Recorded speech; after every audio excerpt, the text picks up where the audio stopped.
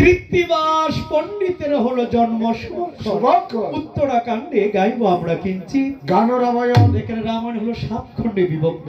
তার মধ্যে যেমন আদি, অযোধ্যা, অরণ্য, কিষ্কিন্ধা, সুন্দর, লঙ্কা, উত্তরাখণ্ড।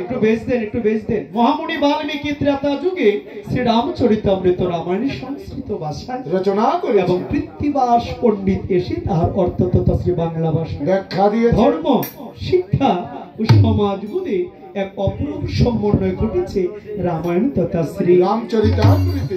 আমরা প্রথমেই বন্দনা করেছি রামের যুগল চরণ। এখন পালা কীর্তন হবে গো পিতা পুত্রের পরিচয়। দেখেন, একদিন অযোধ্যাতে সভা করে বসেছিল আমার রাম নারায়ণ। আপনাদের মতো চতুর্পাশে বসেছিল সভাসদ, মুনি ঋষি, ভক্তবিন্দুগণ। এখানে কথা হলো রামচন্দ্র যেহেতু রাজা, সে রাজসভা করে বসতেই পারে। অযোধ্যাতে রামচন্দ্র আমার সভা করে বসে আছে। এমন সময় রামের কুলগুরু বৈশিষ্ট্য মনে আসি আজ রামকে দর্শন দিয়েছে। দেখবেন, আমাদের বাড়িতে যদি গুরুদেব আসে অগ্নি কিন্তু আমরা বসিতে আসন দেই। আজ কুলগুরু বৈশিষ্ট্য মনে এসেছে অযোধ্যাতে। মনিকে দেখে রামচন্দ্র কি করলো? ওরে বসিতে আসন দিল আজ রত্ন সিংহাসন। বসিতে আসন দিল রত্ন সিংহাসন। আজ বসিতে আসন দিল রত্ন সিংহাসন। বসিতে আসন দিল রত্ন সিংহাসন। আবার ভক্তি ভরে পূজে নিল মনির চরণ। ভরে ভক্তি ভরে পূজে নিল মনির চরণ। ভক্তি ভরে পূজে নিল মনির চরণ। ভরে ভক্তি ভরে পূজে নিল মনির চরণ। আজ অযোধ্যাতে বৈশিষ্ট্য মনে পদার্পণ করেছে। রাম বসিতে দিল রত্ন সিংহাসন, আজ কড়াইতে দিল। আপনার সবাই সেখানে স্পিকারের সামনে বসতেছেন, এদিক দিয়ে চাপেন, সামনে এন। আপনি এন না, আইন সামনে চলে আসেন সবাই। সাথে আপনাদেরকে টপকে কেউ সামনে আসবো, জীবন আসবো না, আসেন। আজ মুনিকে দেখে রাম বসিতে দিল রত্ন সিংহাসন, কড়াইতে দিল। মুনি বলছে, রামচন্দ্র তুমি আমাকে আসন দিয়েছো বৃথা, তোমার আশ্রমে কিন্তু আমি বসতে আসিনি। তাহলে কেন এসেছো বলবো? রাম বলছে, মুনি ঠাকুর আজ আপনি আমার আশ্রমে এসেছেন, বসতে আসেনি। মুনি ঠাকুর তবে কেন এসেছেন? মুনি বলছে, দেখো রাম, আজ এসেছি তোমার কিছু কৌশল জানতে। তুমি কি কৌশল জানতে? রাম, তুমি যেদিন পিতৃআজ্ঞা পালন করিবার তোরে 14 বছরের জন্য গিয়েছিলে বনবাস, সেখানে রাবণ করেছিল সীতাকে চুরি। ওই সীতাকে উদ্ধার করতে গিয়ে তোমরা 2 ভাই করেছিলে যুদ্ধ। রাম, তুমি যেদিন পিতৃআজ্ঞা পালন করিবার তোরে 14 বছরের জন্য গিয়েছিলে বনবাস, আমরা অযোধ্যার কোন মুনি ব্রাহ্মণ সেখানে ছিলাম না। আচ্ছা রাম, সেখানে কেমন ভাবে তুমি বনবাস জীবন কাটিয়েছিলে? রাবণ যখন সীতাকে করেছিল চুরি, ওই সীতাকে উদ্ধার করতে গিয়ে তুমি রামচন্দ্র করেছিলে যুদ্ধ। রাম, তুমি কাকে নিধন করেছিলে? তোমার ভাই লক্ষ্মণ কাকে বধ করেছিল? সীতাকে কিভাবে করেছিলে উদ্ধার? ওই 14 বছর বনবাস কাহিনী যদি একটু বলতাম। রাম বলছে, মুনি ঠাকুর আজ তুমি যে প্রশ্ন আমাকে করেছ আমার বুক ফেটে যাবে, কিন্তু আমার মুখ দিয়ে কারণ আমি পিতৃআজ্ঞা পালন করতে যখন 14 বছরের জন্য বনে যাই, সেখানে অনেক নিদারুণ ঘটনা ঘটেছে। যা বলতে গেলে আমার বুক ফেটে যাবে, কিন্তু আমার মুখ দিয়ে বের হবে না। উনি বলছে, রাম তাহলে কি আমি বিমুখ হয়ে চলে যাব? যখন মণি ঠাকুর চলে যাবে, রামচন্দ্র তখন পেছন দিক থেকে ডেকে ডেকে বলতে লাগলো, মণি গো আমায় আর বইল না, ও গো বন পাশের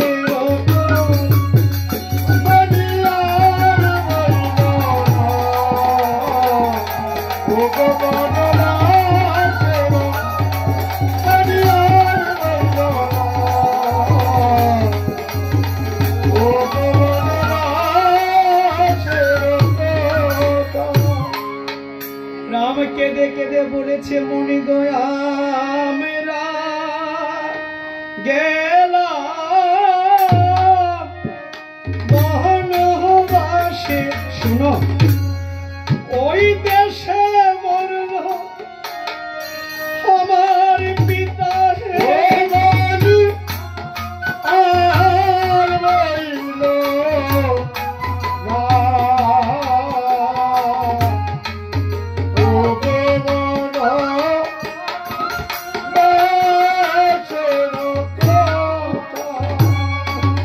মণি গো আমরা গেলাম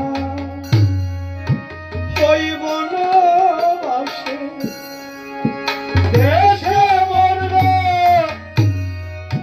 পিতা গেলাম, আর রইল না।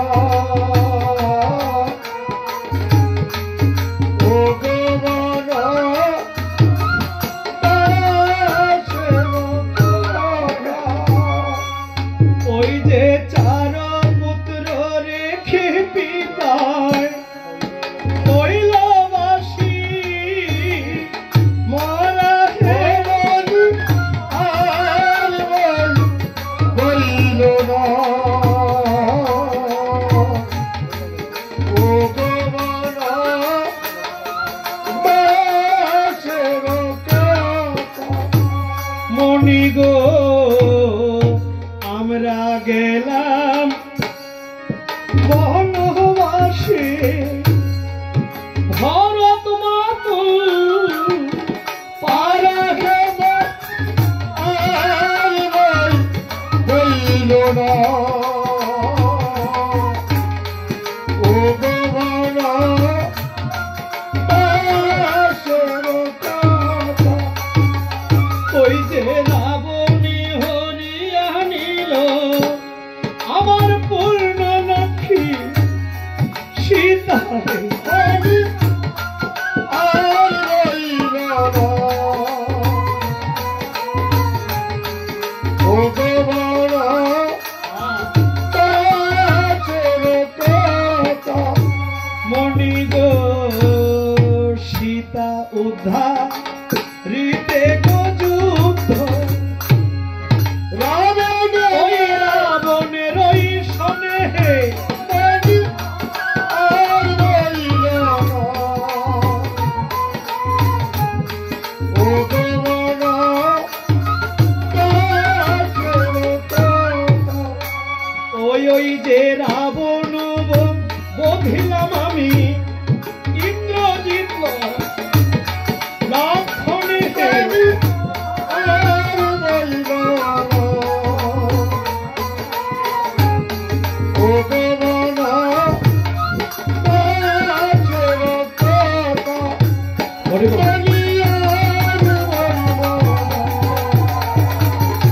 ও গোবনা বাসের রইল না। ও গোবনা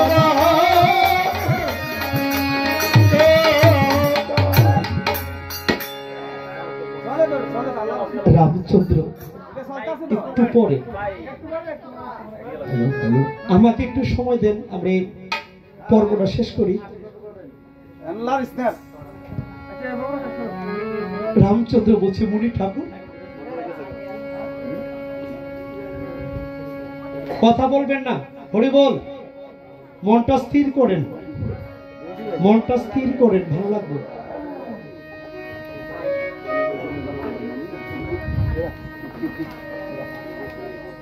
রামচন্দ্র বলছে, মুনি ঠাকুর, শুনলে তো সে বনবাসের কথা, সবই তো শুনলে। আমি রামচন্দ্র যখন বনে যাই, দেশে আমার পিতা দশরথ রাজা প্রাণ ত্যাগ করে, আমরা 4 পুত্র থেকে আমার পিতা বাসি মরা হয়। আমি রামচন্দ্র দেশে হারিয়েছি আমার পিতা, আর বনে হারিয়েছি আমি আমার সীতা। আরো শুনবে? শোনো। লঙ্কেশ্বর রাবণ যখন আমার সীতাকে হরণ করে নিয়ে যায়,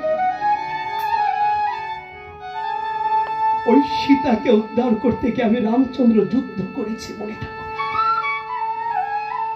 আমি নিধন করেছি মহাপাপী মহাদুরাচারী সে রাক্ষস রাজা রাবণকে।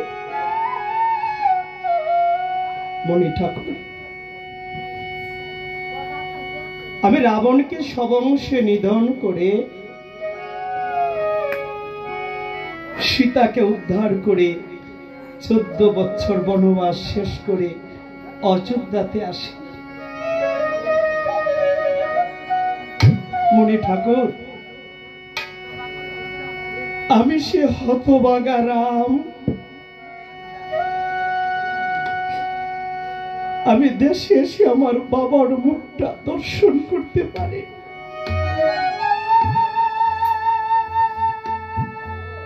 আমি রামচন্দ্র যখন বনে ছিলাম,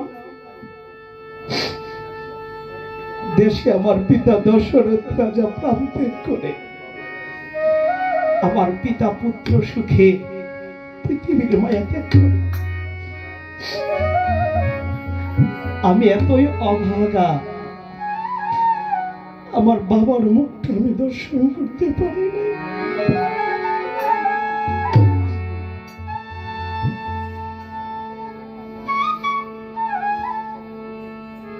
মনি ঠাকুর, আমি বনবাসে সীতাকে হারিয়ে ততটা কষ্ট পাই নাই, বনবাসে সীতাকে হারিয়ে ততটা দুঃখ পাই নাই। আমি রামচন্দ্র যেই কষ্ট পেয়েছি অযোধ্যাতে এসে যখন শুনি, দেখি আমার পিতা নাই। আজ আমরা 4টা ভাই পিতৃহারা। আমি সিংহাসন দিয়ে কি করব? আমি রাজ্য দিয়ে কি করব? মুনি ঠাকুর, এ পৃথিবীতে যার মা নাই, যার বাবা নাই, পৃথিবীতে ওই সন্তানের মাথার উপরে ছায়া দেওয়ার মতো কেউ নাই। আমি রামচন্দ্র আর কোনদিন পিতা বলে ডাকব না।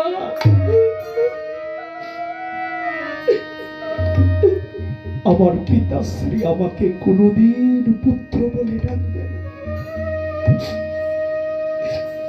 আজ রামচন্দ্র নয়ন জলে বুক ভাসিয়ে কাঁদছে, আর কেঁদে কেঁদে বলছে,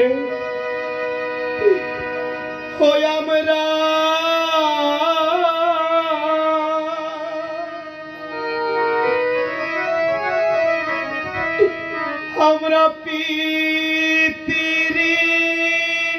হারা হইলাম ভবে হে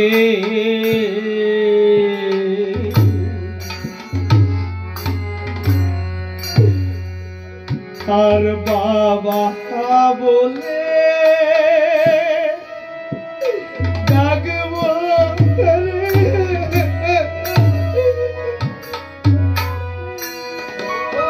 আমরা পিতৃ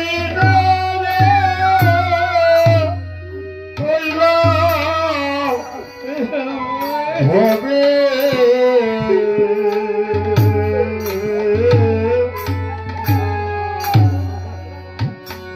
আরে বাবা বলে জাগিব তারে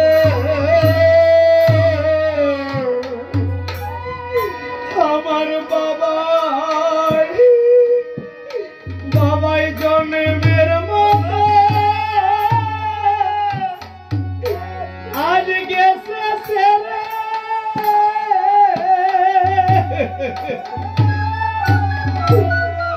বাবাই ডাকলে কি গো আর আসবে ফিরে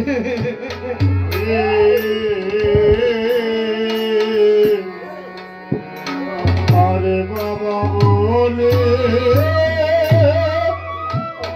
ডাকিব তারে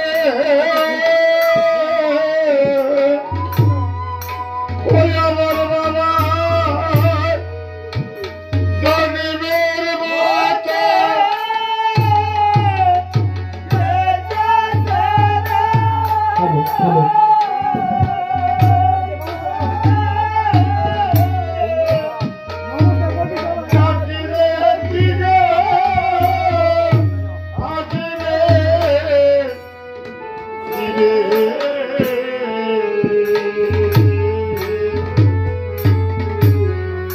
আর বাবা বলবে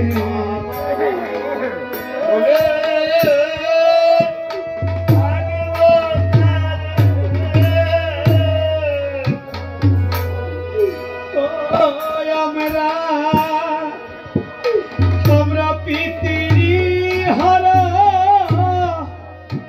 হইলাম হবে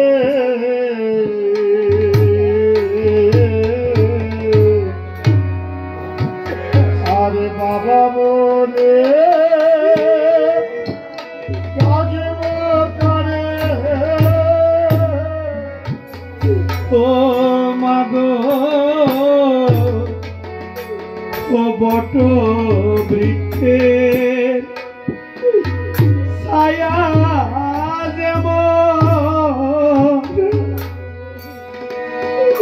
সেইভাবে ও পিতার স্নেহ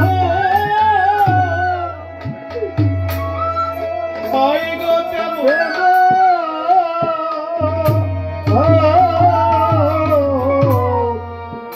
বট বৃক্ষে ছায়া যেমন এইভাবে পিতার স্নেহ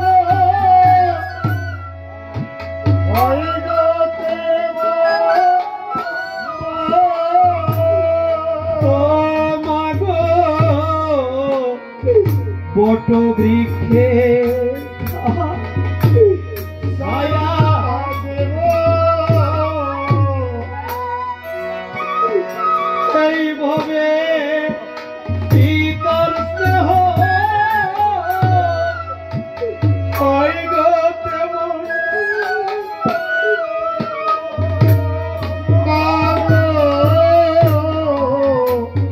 বট বৃক্ষে ছায়া দেব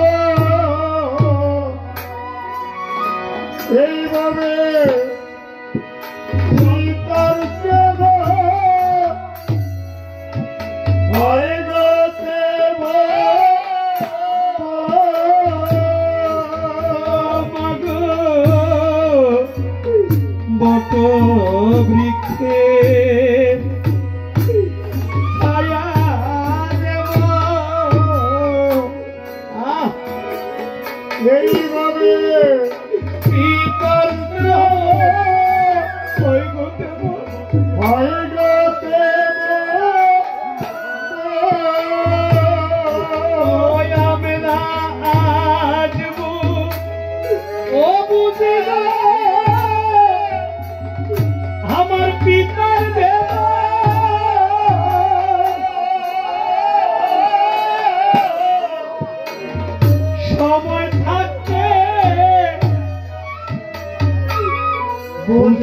না রে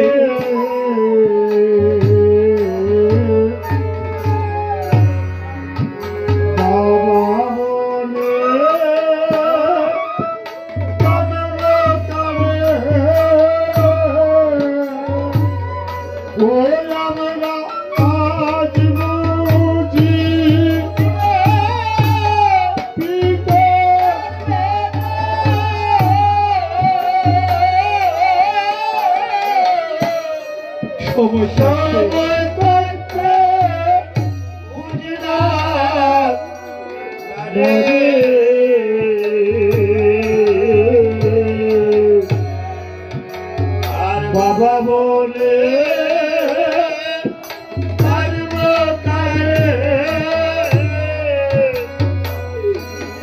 আমরা পিতৃ ভাড়া হইলাম ভবে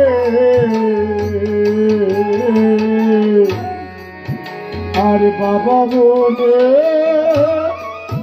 ডাকব তারে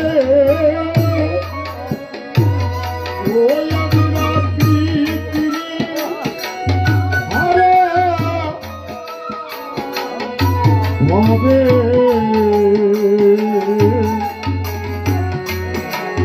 বাবা বলে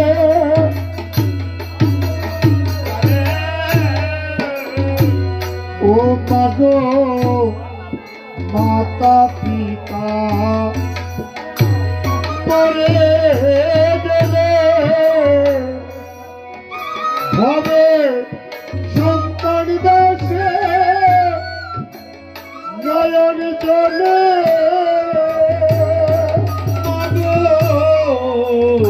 মাতা পিতা মরে গেলে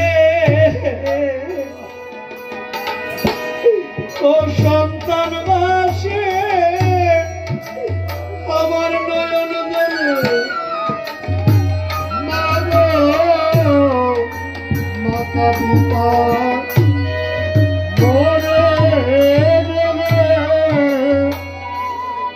ভবে সন্তান বাসে নয়ন জলে ও এখন কে মোছাবে নয়নের আমার বান্ধব নাই গো এই সংসারে আর বাবা জানিব কারে এখন কে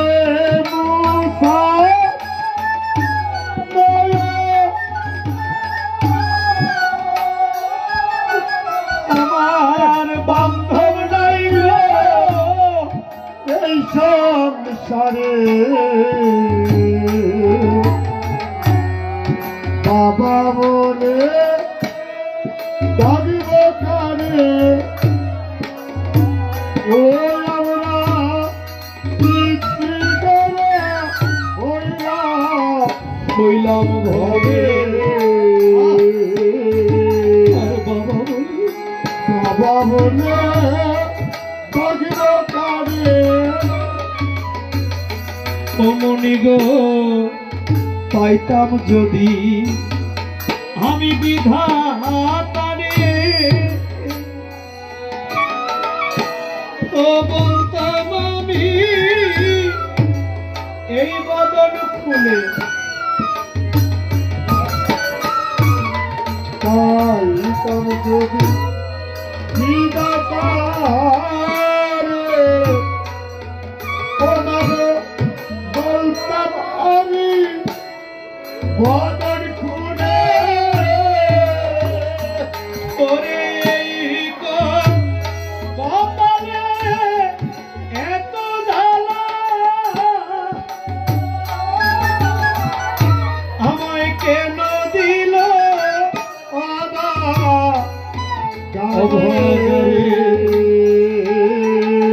আর বাবা বলে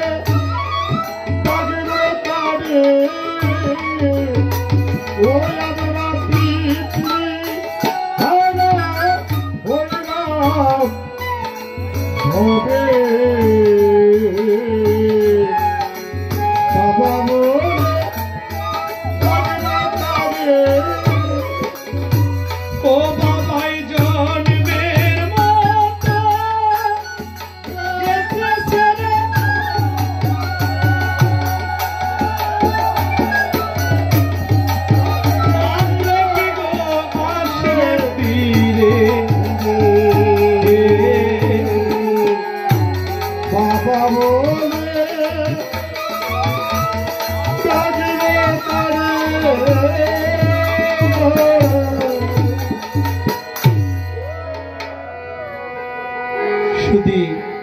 ভক্ত সজ্জন, এ পৃথিবীতে প্রত্যেকটা সন্তানের মাথার উপরে বাবা মা বট বৃক্ষের মতো চড়িয়ে আছে। যার বাবা মা নাই তার মাথার উপরে ছায়া দেওয়ার মতো কেমন থাকতে চিনি না, থাকতে সেবা যত্ন করি না। আমার মতো অনেক পাপীয় ভক্ত পুত্র আছে, আমার মতো সন্তান রেখে অনেক বাবা মা ভিক্ষা করে ভাত খায়, সিরা কাপড় পরে রাস্তায় হাঁটে, গয়া কাশী যায়, বৃন্দাবনে যায় তীর্থ করতে, আর বাবা মা দুমুঠো ভাত পানা করে খেতে। সীতাকুণ্ডে যায়, শিবের মাথায় জল ঢালে, সারা জীবন শিবের মাথায় জল ঢাললাম, একদিনের জন্য চিন্তা করি নাই বাবা মার মাথায় কয়বারটি জল দিচ্ছে। ধুতি পাঞ্জাবি তিলক চন্দন মালা দিয়া মঠ মন্দিরে গিয়ে গোবিন্দ সেবা দিলে কোনো লাভ হবে না। বাবা মা যদি কষ্ট পায়, বাবা মা যদি দুঃখ পায়, থাকতে করো। বাবা মা মরে গেলে শ্রাদ্ধ ক্রিয়াকর্ম করি, পাড়ার লোক নিমন্ত্রণ দেখায়, তুমি বেঁচে থাকতে দুমুঠো ভাত দাওনি বাবা মার, মরলে খাওয়াও পাড়ার লোক দেখে। থাকতে করো, থাকতে চিনো। বাবা মা যেদিন জনমের মধ্যে চলে যাবে, শত কান্নাকাটি করলে কোনোদিন ফিরে আসবে।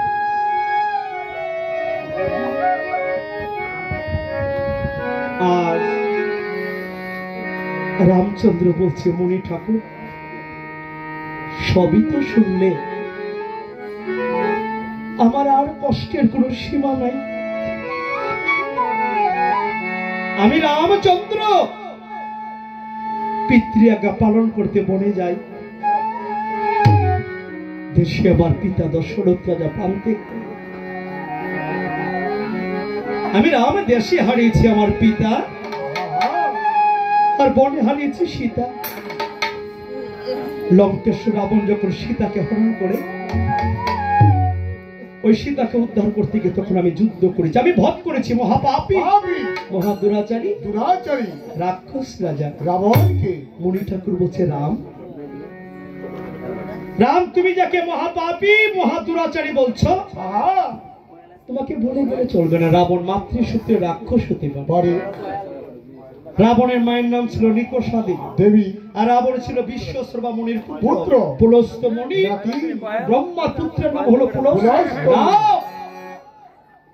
একটি বার দেখো করিয়া স্মরণ, লঙ্কাতে সীতাকে উদ্ধার করতে গিয়ে তুমি রাবণকে করেছিলে রাম। তুমি এটা কেন ভাবো না রামচন্দ্র ব্রাহ্মণ সন্তান ছিল, আর রাবণ যদি ব্রাহ্মণ হয় রাবণকে নিধন করে আজ তুমি ব্রহ্ম হত্যা পাপে লিপ্ত হয়েছে। রাম সে ব্রহ্ম হত্যার পাপ আজ তোমার সর্বঙ্গে বিরাজমান। আজ থেকে তো কোনো মুনি ব্রাহ্মণে তোমার আশ্রমে পদার্পণ করবে না, কারণ যেই আসবে তাকে ব্রহ্ম হত্যার পাপ গ্রাস করবে। রাম তুমি বলেছ তোমরা যখন বনে গেলে তোমরা দুই ভাই যুদ্ধ করেছো, তুমি নিধন করেছো রাবণকে, রাবণকে নিধন করে তুমি ব্রহ্ম হত্যার পাপে লিপ্ত হয়েছে। তোমার সর্বঙ্গে আজ ব্রহ্ম হত্যার পাপ বিদ্যমান। আবার বলেছো কি তোমার ভাই লক্ষণ ইন্দ্রজিতের মতো বীরকে নিধন করেছে। রাম, তুমি এটা কেন ভাবো না যে তুমি যত কথাই বলবে আমরা বিশ্বাস করব না, কারণ ইন্দ্রজিতের মতো বীরকে, রাবণ পুত্র ইন্দ্রজিৎ, তাকে মেঘনাদ বলা হয়, ওই ইন্দ্রজিৎকে যেমন তেমন ব্যক্তি বধ করতে পারে না রাম। কারণ যে বীর 14 বছর নিদ্রাহীন থাকতে পারে, যে বীর 14 বছর নারীর মুখ দর্শন ব্যতীত থাকতে পারে, যে বীর 14 বছর থাকে অনাহারে, ইন্দ্রজিৎকে বধিবারে সেই বীর। রামচন্দ্র, তুমি একটিবার বলো তোমার ভাই লক্ষণ ইন্দ্রজিৎকে, রাবণ পুত্র ইন্দ্রজিৎকে নিধন করেছে, এটা মিথ্যে কথা। রাম বলছে না, মিথ্যে নয়। আমার সম্মুখে, মণি ঠাকুর আমার সম্মুখে এই ঘটনা ঘটেছে, আমি তো তার সাক্ষী। মণি বলছে না, তোমার ভাই লক্ষণকে ডাকো। সে কি 14 বছর নিদ্রাহীন ছিল? 14 বছর কি নারীর মুখ দর্শন ব্যতীত ছিল? সে 14 বছর নিদ্রাহীন, নারীর মুখ দর্শন ব্যতীত অনাহার ছিল কিনা? তোমার ভাইকে ডাক। এ কথা বলতেছেন কেন? তোমার ভাই লক্ষণকে ডাকবো, আমরা লক্ষণের মুখ থেকে শুনবো, তখনই বুঝবো তোমার ভাই লক্ষণ কত বড় বীর।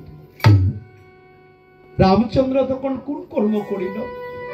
ওরে লক্ষণ লক্ষণ বলে রাম ডাকিতে লাগি, লক্ষণ লক্ষণ বলে রাম ডাকিতে লাগি, লক্ষণ লক্ষণ বলে রাম ডাকিতে লাগি, লক্ষণ লক্ষণ বলে রাম ডাকিতে লাগি।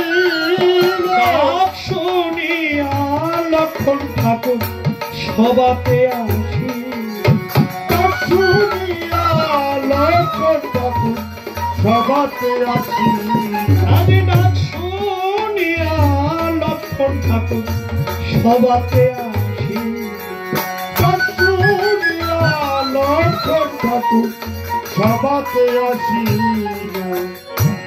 লক্ষণ এসে বলছে, দাদা গো, এই সময় তুমি আমাকে কেন ডেকেছো দাদা? রামচন্দ্র বলছে, ভাই লক্ষণ, জানি তুই কোনোদিন আমার কাছে কোনো মিথ্যে কথা বলিস নি, আর আজও বলবি না। লক্ষণ, স্বয়ং বৈশিষ্ট্যমণি এসেছে আমাদের অযোধ্যাতে আমাদের দুই ভাইয়ের কৌশল জানতে। আমি বলেছি আমি নিধন করেছি রাবণকে, তুই নিধন করেছিস ইন্দ্রজিতের মতো বীর। আরো তো কত সেনা সৈন্য বধ হয়েছে, তার মধ্যে উল্লেখযোগ্য আমি রাবণ, তুই ইন্দ্রজিৎ। ওরা বিশ্বাসই করছে না। মুনি বলছে, যে বীর 14 বছর নিদ্রাহীন থাকতে পারে, যে বীর 14 বছর নারীর মুখ দর্শন ব্যতীত থাকতে, আর যেই বীর 14 বছর থাকে অনাহারে, ইন্দ্রজিৎকে বধিবারে সেই বীর পারে। একটিবার বল, তুই কি 14 বছর নিদ্রাহীন ছিলি? লক্ষণ বলছে, হ্যাঁ ছিলাম। রাম বলছে, নারীর মুখ দর্শন ব্যতীত? লক্ষণ বলছে, হ্যাঁ ছিলাম। রাম বলছে, উপবাস? লক্ষণ বলছে, ছিলাম। রাম বলছে, না পাগল, তুই এই কি কথা বলছিস? তুই 14 বছর নিদ্রাহীন কিভাবে ছিলি? লক্ষণ বলছে, আমি তোমার ভাই না, তুমি আমার দাদা না, তোমার নামে তো পাথর জ্বলে বাসে। বোবাই কথা বলে। অহল্যা পাষাণে ছিল, মুক্তি পেয়েছে, কাষ্ঠের তরী স্বর্ণ হয়েছে, আমি তো মাত্র 14 বছর নিদ্রাহীন থাকব। গুরুর কৃপায়, গুরুর আশীর্বাদে বর আমি পেয়েছি দাদা। আমরা যখন বনে যাব, তখন আমার মা আমাকে ডেকে ডেকে বলেছিল, লক্ষণ, দাদা বৌদির সেবা করতে বনে যাচ্ছ, ত্রুটি যাতে না হয়।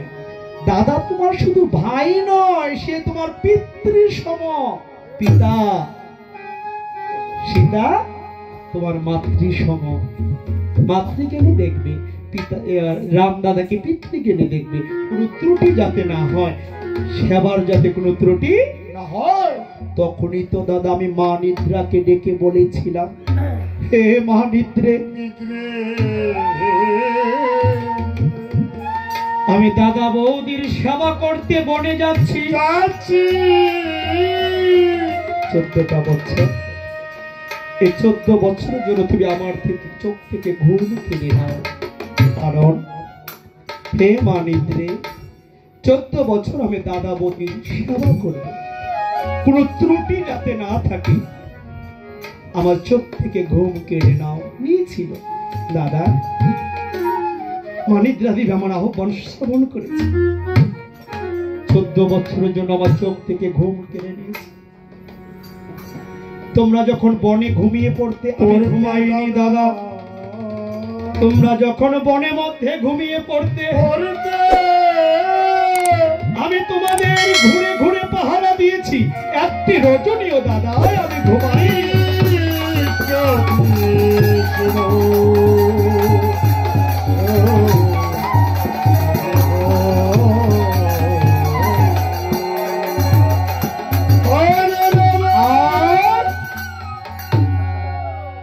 রাম বলছে, লক্ষণ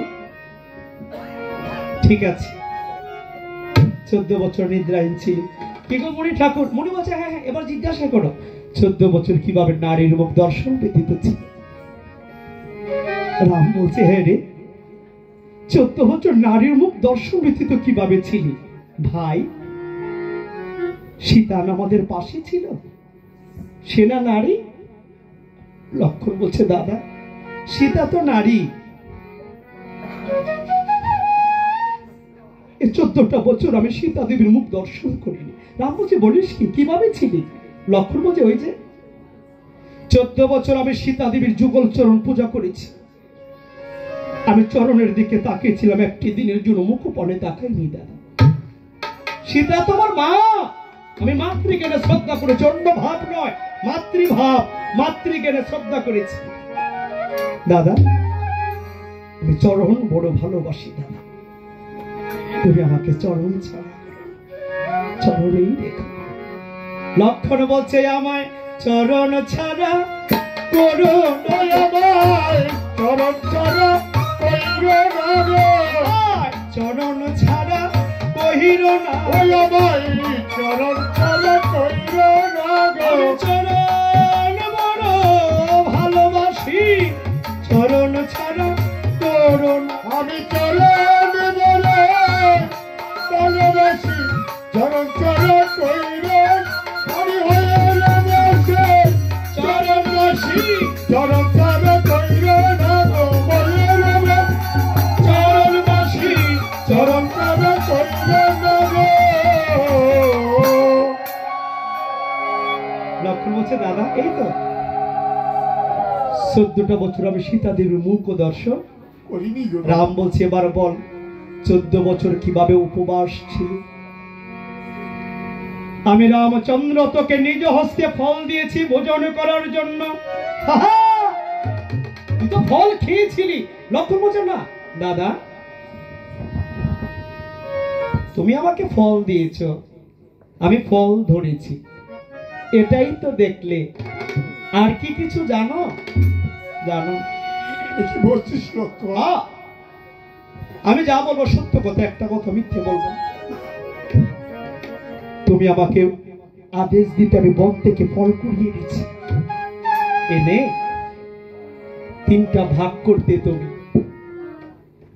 একটা ভাগ তুমি রাখতে, আরেকটা ভাগ বৌঠানকে দিতে, আরেকটা ভাগ আমাকে দিয়ে বলতে, ধর লক্ষণ তোর ফল। দাদা তুমি তো আমাকে ধরার আদেশ দিয়েছ, তুমি আমাকে বলেছ ধর লক্ষণ ফল। আমি ধরে রেখেছি দাদা, আমি একদিনের জন্য ফল ভোজন করি না।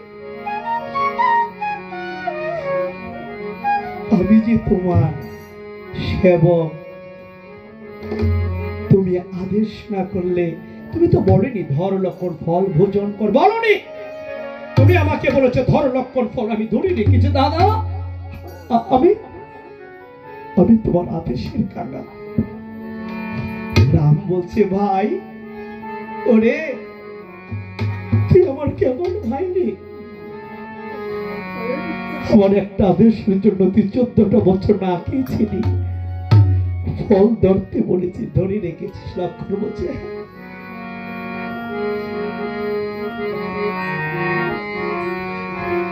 আমি একদিনের জন্য দাদা ফল ভোজন করি। রাম বলছে ওরে তোর মতো ভাই যদি আজকে ঘরে ঘরে থাকতো, ভাই ভাই কোনোদিন হিংসা কাটাকাটি মারামারি হানাহানি হতো না। আজকে বাবু চলে গেছে, ওনার আরো ভাই আছে না? কয় ভাই? 3 ভাই ছিল, 5 ভাই, আরো 4 ভাই আছে। উনি তো চলে গেছে। তোমার স্ত্রীরও বুক ফেটে যাচ্ছে, সন্তানদের বুক ফেটে যাচ্ছে। এটা এটা ভাবছেন না কেন যে তার 60টা ভাই যে আজকে রেখে উনি চলে গেছে, ওনাদের বুকের মধ্যে সেল দিয়ে গেছে।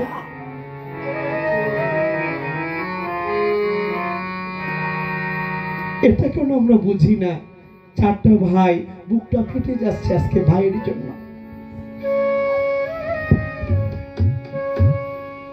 উপরে হাসি খুশি থাকলো, ভিতর ফেটে যাচ্ছে আজকে ভাই নাই। 5টা ভাই ছিল, একটা ভাই চলে গেছে। তাদের কি কম কষ্ট হচ্ছে গো? ভাই বড় ধন, রক্তেরও বাঁধন, যদিও পৃথক হয় ভাইয়েরও কারণ। এতদিন অনেকে বলেছে, আপনারা শুনেছেন, আমরা শুনেছি, এক কথা ধরে থাকলে তো আর চলবে না। ভাই বড় ধন, রক্তেরও বাঁধন, যদিও পৃথক হয় সব নারীরা খারাপ না। ভাই বড় ধন, রক্তেরও বাঁধন, যদিও পৃথক নারীর কারণ বলে অল, সব বোঝা। সব নারীর কারণে সংসার ভাঙে না, সব নারীরা খারাপ না। এটা ভাইয়েরও কারণ হতে পারে, আবার নারীর কারণও হতে পারে, সবাই না, কিছু কিছু। আজ রামচন্দ্র বলছে লক্ষণ তুই আমার একটা আদেশের জন্য 14টা বছর না খেয়েছিলি। লক্ষণ বলছে হ্যাঁ। রাম বলছে লক্ষণ এই ফলগুলো তো ফেলে দিতেও দেখিনি, ফলগুলা কি করেছিলি? লক্ষণ বলছে এখনো তোমার বিশ্বাস হচ্ছে না? তোমার যদি বিশ্বাস না হয় হনুমানকে পাঠাও। হনুমানকে পাঠিয়ে যেই যে কুঠিরে আমরা বসবাস করেছিলাম ফলগুলো এখনো আছে, এনে তুমি গণনা করে দেখো। রাম বলছে দূর বোকা, ফলগুলো নষ্ট হয়ে যাবে না? কতদিনের ঘটনা? লক্ষণ বলছে দাদা, যে ফল শ্রী গোলক বিহারী শ্রী হরি রামচন্দ্রের হাতের স্পর্শ পেয়েছে, সে ফল কোনদিন নষ্ট হতে পারে না। তুমি একটিবার দাদা ফলগুলো আনো, এখানে গণনা করে দেখতে পারো।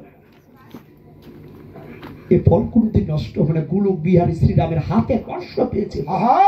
রামচন্দ্র বলছে ফলগুলো আনবো। হনুমান তুমি যাও, যে যে কুটিরের পাশে আমরা বসবাস করেছিলাম সেখানে ফলগুলো এখনো পড়ে আছে, একটিবার এনে দাও, আমি গণনা করে দেখব। রামচন্দ্র হনুমানকে আদেশ দিয়েছে। হনুমান ফলের জন্য যাবে আর মনে মনে ভাবছে আমি হলাম কত বড় বীর হনুমান। আরে ভাই, লক্ষণ যখন শক্তি ছেলে পড়েছিল, সে গন্ধমদ পর্বটা হস্তে করে নিয়ে এসেছে। রামচন্দ্র বিপদে পড়লে কঠিন কঠিন কাজগুলাই আমি করি। আজ রামচন্দ্র কি করেছে? সামান্য একটা ফলের আদেশ দিয়েছে। এটা ছোট একটা বানরই করতে পারে, আমাকে কি এই কর্ম মানায় গো? না গো। অহংকার, হনুমানের মনে অহংকারের উদয় দিয়েছে। যে অহংকার মানুষের মূল পতনের কারণ। আপনারা দেখবেন তেল চর্বি জাতীয় বেশি খাবার খান, আপনার হার্ট ব্লক হইব, 2 দিন বাদে স্ট্রোক করে মারা যাইব। সাধন ভজন অবস্থায় এই অহংকারটা হলো তেল চর্বির মতো। সাধন ভজন রাস্তাটা ব্লক করে দেয়। আপনি বাড়ি দিয়ে এখানে একটা কল, ওখানে পুকুর, পানিটা ভালো ওই পুকুরে নিতে হবে, ড্রেন করে একটা পাইপ দিলেন, আর এদিক দিয়ে যদি কলের গোড়ার মধ্যে কাঁচরা ফালান, দুদিন বাদে দেখবেন পাইপটা ব্লক হয়ে যায়। কি হ্যাঁ, ক্লিয়ার রাখতে হবে। এই সাধন ভজন অবস্থায় অহংকারটা হলো তেল চর্বির মতো, সাধন ভজনের রাস্তাটা বদ্ধ করে দেয়। অহংকার মানুষের মূল পতনের কারণ। আমার কথা কেউ রাগ করবেন না, কথাগুলো বিচার করবেন। উপরে যদি হয় চৈতন্য ভাব, ভিতরে যদি হয় শয়তান্য ভাব, গোবিন্দ ভজন জীবন হবে না। ভিতর অন্তরে যদি লোভ, লালসা, হিংসা, চুরি, বাটপাড়ি, রাহাজানিতে ভরা থাকে, উপর দিয়ে লুক দেখাতে গিয়ে যতই বলবো হরি বল হা গোবিন্দ গোবিন্দ বলবো, রাগ তোর ভিতর আগে পরিষ্কার কর। তোর ভিতরে ময়লা। তুই মানুষকে দেখিস না, বাবা মা সেবা করিস না, গোবিন্দকে ডাকিস না, তুই সাধুগুরু বৈষ্ণবদেরকে সম্মান দিস না, সাধুর সঙ্গ করিস না, তো তোর আবার কিসের ভজন? আগে মানুষ ভজ, মানুষ ভজতে শোনা, মানুষ মন থেকে হিংসা দূর করো, অহংকার দূর করো। হনুমান আজ ওষুধে ফলের জন্য যাচ্ছে আর মনে মনে ভাবছে আমি হলাম কত বড় বীর হনুমান। দিদি, প্রভু রামচন্দ্র আমাকে সামান্য 2টা ফলের আদেশ দিচ্ছে, আমাকে দিয়ে মানায়? হনুমান অহংকার মন নিয়ে যাচ্ছে, হনুমান অহংকার মন নিয়ে যাচ্ছে।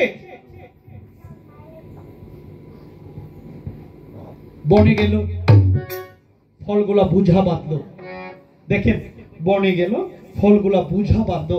এই ফলগুলা তোলার শক্তি আর হনুমানের ব্যাপারটা কি? এটা গন্ধন মাদন পর্বতের তেও বেশি ওজন। আরেকবার দেখতে হইব। হনুমান বনে গেল, ফলগুলা বুঝা বাঁধলো, ফলগুলা তোলার শক্তি আর হনুমানের অহংকারের বুঝাটা ফলের বুঝা থেকে অনেক ভারী হয়ে গিয়েছে। হনুমান মনে মনে ভাবে, আজ আমার মনে অহংকারের উদয় দিয়েছে, আজ আমি অহংকার এনেছি বলে সামান্য কটা ফলের বুঝ আমি নাড়াতে পারছি। প্রভু রাম, কেন নিলাম অহংকার? এই অহংকারের কারণে সামান্য 2টা ফলের বুঝ আমি তুলতে পারলাম না। হনুমান আবার দ্রুত বেগে করিল গমন। রামের কাছে গিয়ে রাম বলছে, বুঝতে পেরেছি হনুমান, অন্তর্যামী তো হনুমান, তোমার মনে আজ অহংকারের উদয় দিয়েছে। অহংকার ভালো না, যাও ফলের জন্য যাও, ফলগুলা নিয়ে আসো। হনুমান আবার বনে গেল, ফলগুলা বুঝা বাঁধলো, নিয়ে প্রভু রামচন্দ্র যখন আজ্ঞা দিয়েছে, হনুমান ফলগুলা আবার আনন্দের সহিত বুঝা বেঁধে রামের কাছে এনেছে। এবার ফল গণনার পালা। হ্যাঁ, রামচন্দ্র বলছে সবাই বসেন, এখন ফল গণনা হবে। এই যে ফল,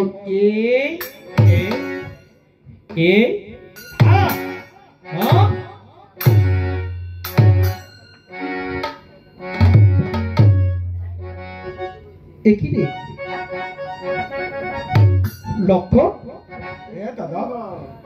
বেশি না, 14 বছরের ফল গণনা হলো। 14 বছরের ফল গণনা হলো, কিন্তু 7 দিনের ফল কম দেখা যায়। রাম বলছে, ওরে ভাই লক্ষ্য, তাহলে 7 দিনের ফল তুই করেছিলি? লক্ষ্য বলছে, না না গো দাদা, না, তোমার ভাই লক্ষণ মিথ্যে জানে না। দাদা একটিবার দেখো করিয়া কোন দিন ফল দাদা আমরা করি নাই। দাদা, এই 14 বছরের মধ্যে 7 দিনের ফল পাবে কি করে? 7 দিন ফল তোলা হয়নি আর ফল খাওয়াও হয়নি। গণনা করো। লক্ষণ বলছে, দেখো প্রথম দিন যেদিন বনবাসে যাই, ঘুরতে ঘুরতে সারাদিন কেটে যায়, ফল তোলা হয়নি আর ফল খাওয়া। দ্বিতীয় দিন যেদিন দেশে শুনি পিতার মৃত্যু সংবাদ পেয়ে ফল তোলা হয়নি, আর ফল খাওয়া হয়। পিতৃ সুখে কাতর হয়ে সারাটা দিন কেটে যায়। তৃতীয় দিন দাদা, যেদিন রাবণ সীতাকে হরণ করে নিয়ে যায়, সীতাকে উদ্ধার করতে গিয়ে আমরা সারাদিন সীতা কোথায় ঘুরেছি, সীতার চিন্তায় ঘুরেছি, সীতাকে খুঁজেছি। যেদিন রাবণ সীতাকে হরণ করেছে সেদিন ফল তুলে কে, আর ফল খায় কে? চতুর্থ দিন যেদিন রাবণ মায়া সীতা কেটেছিল, আমরা ভেবেছি আসল সীতা কেটে ফেলেছে, ফল তোলা হয়নি, আর ফল খাওয়া হয়। পঞ্চম দিন যেদিন দুই ভাইকে পাতালে নিয়ে গেছিল সর্পবাণ মেরে নরমণি দেওয়ার জন্য, ফল তুলে কে? আর ফল খায় কে? ষষ্ঠ দিন যেদিন তোমার ভাই লক্ষণকে মেরেছিল শক্তিশাল বাণ, সেদিন আমি তো ধোলায় পড়েছিলাম, ফল তুলে কে? আর ফল খায় কে? দাদা, সপ্তম দিন যেদিন সীতাকে উদ্ধার করেছি, রাবণকে সবংশে নিধন করেছি, রাবণ বংশ ধ্বংস করে সীতাকে উদ্ধার করে সেদিন আনন্দে আত্মহারা হয়ে জয়ের বিজয় মিছিল করেছি। ফল তোলা হয়নি আর ফল খাওয়া হয়নি। হরি বল।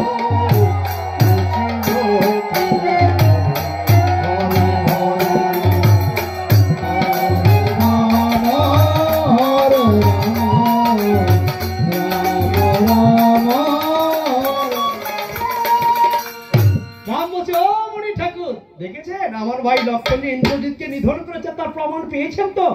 বৈশিষ্ট্য মনে বলছে পেয়েছি, লক্ষণটা পেয়েছি। লক্ষণ যে ইন্দ্রজিৎকে নিধন করেছে, এবার তোমার পালা। বলো তুমি কাকে বধ করছো? মণিবর আমি বধ করেছি মহাপাপী মহাদুরাচারী ওই রাক্ষস রাজা রাবণকে। এখানে কোন বলছেন? কেন মণিবর? যাকে মহাপাপী, হ্যাঁ, মহাদুরাচারী, দুরাচারী রাক্ষস রাজা বলছে। হ্যাঁ দাদা, রাবণ ব্রাহ্মণ ছিল না? হ্যাঁ, তো তুমি এ পৃথিবীতে পাপ কিন্তু পাপ কেউ ছাড়ে না। যত বড় ব্রাহ্মণ পুত্র হোক, আর যত বড় চন্ডালের, যত বড় জমিদারের পুত্র হোক, আর যত বড় কাঙালের পুত্র, যতবার করিবে হরণ ততবার হইবে জন।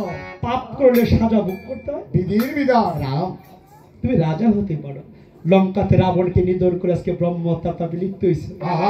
সর্বঙ্গে ব্রহ্মহত্যার পাপ বিরাজমান। তুমি ছাড়া এখানে আমরা যারা আছি ভক্তবৃন্দ সহ সবাই এখন উঠে চলে যাব, কারণ না হলে ওই পাপ আমাদেরকে গ্রাস করবে। বসে থাকো, সবাই উঠে চলে যাই। এমনি করে সকলে চলে গেলে আমি ব্রহ্মহত্যার পাপ থেকে মুক্তি লাভ করবো কি করে? ও গমরিবার ব্রহ্মহত্যা করে যেহেতু পাপ ওই করেছি, ওই পাপ থেকে মুক্তির বিধান না দিয়ে তুমি যেতে পারবে না মরিবর। না হয় রাবণকে নিধন করেছি, আমি ব্রহ্মহত্যার পাপ করেছি, এমন কি কোন যজ্ঞের বিধান নেই আছে যা করলে আমি পাপ থেকে মুক্তি পাবো? কোন বলছে আছে? তাহলে কি জানো, ব্রহ্ম হত্যা করেছো তুমি পাপেরই কারণ। আজ তোমাকে রাজস্ব যজ্ঞ করতে হবে অযোধ্যা ভবন, মনের মধ্যে পাপ বিদ্যমান থাকবে না। পারবে? ওগো মণিবর, এই রাজস্ব যজ্ঞের বিধান কি? প্রথম বিধান, নিমন্ত্রিত হয়ে আসবে যত ব্রাহ্মণগণ, যে যাহা চায় প্রথমে অকাতরে দান করতে হবে। মনে হয় এই যজ্ঞ আমি করতে পারবো না মণিবর। কারণ তুমি কি জানো না আমাদের পূর্বপুরুষ রাজা হরিশ্চন্দ্র যজ্ঞ করতে গিয়ে কি হয়েছিল? ওই বিশ্বামিত্র মণিকে দান করতে গিয়ে বিষয় বিক্রি হয়েছিল, বিক্রি হয়েছে। নিজের স্ত্রী পুত্র বিক্রি করেছে, কিন্তু শেষ পর্যন্ত চন্ডাল বেশ ধারণ করতে হয়েছে। ওগো মণিবর, বলি তো বটাই, এই সর্বনাশা যজ্ঞ করো মনের ইচ্ছা না। রাজস্ব যজ্ঞ করবে না? না গো মণিবর। তাহলে নয়ের ছেলে দাদা আইন আমরা বইয়ে দেখে লাভ শোনেন। ওগো মণি ঠাকুর, এভাবে রাগ করলে কি করে হবে? এই ত্রিভুবনে কি রাজস্ব যজ্ঞ ছাড়ার কোনো যজ্ঞ নেই? মণি বলতে আছে রাম। তাহলে অন্য একটি যজ্ঞের বিধান দাও। ব্রহ্ম হত্যা করেছো তুমি পাপেরই কারণ। আজ তোমাকে নরমের যজ্ঞ করতে হবে অযোধ্যা ভবন। এই নরমের যজ্ঞের বিধান কি? নর অর্থ মানুষ, মেদ অর্থ মস্তক। এই যজ্ঞ করতে গেলে পঞ্চম বছরের এক নিষ্ঠাবান ব্রাহ্মণ সন্তানের মস্তক কেটে তোমাকে যজ্ঞে আহুতি দিতে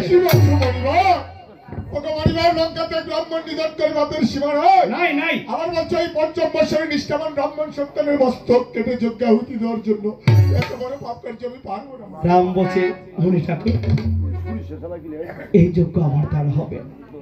তখন মণি বলেছে, শোনো শোনো ও রামচন্দ্র, আমি শোনো বলি তোমার তোমারে শোনো শোনো রামচন্দ্র শোনাবো তোমারে আজ শোনো শোনো ও রামচন্দ্র আমি শোনো বলি তোমারে শোনো শোনো রামচন্দ্র শোনাবো তোমারে আজ অশ্বমেধ যজ্ঞ কর অযোধ্যা ভুবন ও তুমি আর সমেত যোগ্য করো অযোধ্যা ভুবন তুমি অশ্বমেধ যজ্ঞ কর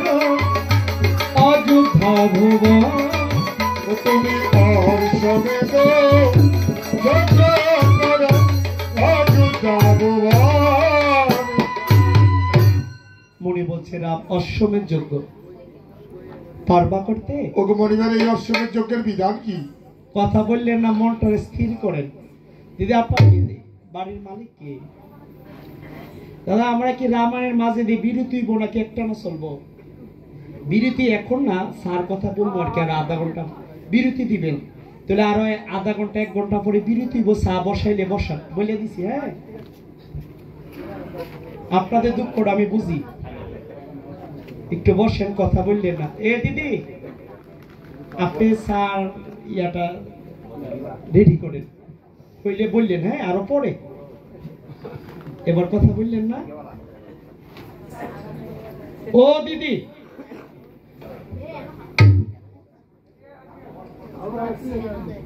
কথা বলবেন না হ্যাঁ ও পানির থাল এখানে আছে অশ্বমেধ যজ্ঞের কথা শুনেছেন আগে কোনোদিন অবশ্যই শুনেছেন আজকে নাম বলছে মণি ঠাকুরের অশ্বমেধ যজ্ঞই আমি করব একটাবার বলেন এই যজ্ঞের কি বিধান মণি বলছে রাম বলো মণি অশ্বমেধ যজ্ঞের প্রথম বিধান বিধান প্রথমেই তোমাকে কি করতে হবে জানো কি করতে ও হবে তুমি রাজা নিমন্ত্রণ করবে প্রজা নিমন্ত্রণ ও তুমি রাজা নিমন্ত্রণ করবে প্রজা নিমন্ত্রণ ওরা রাজা নিমন্ত্রণ করবে প্রজা নিমন্ত্রণ ও তুমি রাজা নিমন্ত্রণ করবে প্রজা নিমন্ত্রণ আবার স্বর্গে যাইয়া নিমন্ত্রিত যত দেবগণ তুমি স্বর্গে যাইয়া নিমন্ত্রিবে যত দেবগণ ওর স্বর্গে যাইয়া নিমন্ত্রিবে যত দেবগণ স্বর্গে যাইয়া নিমন্ত্রিবে যত দেবগণ আবার পাতাল পরি নিমন্ত্রিবে বাস্য কীর্তন তুমি পাতাল পুরী নিমন্ত্রিবে বাসুকীর চরণ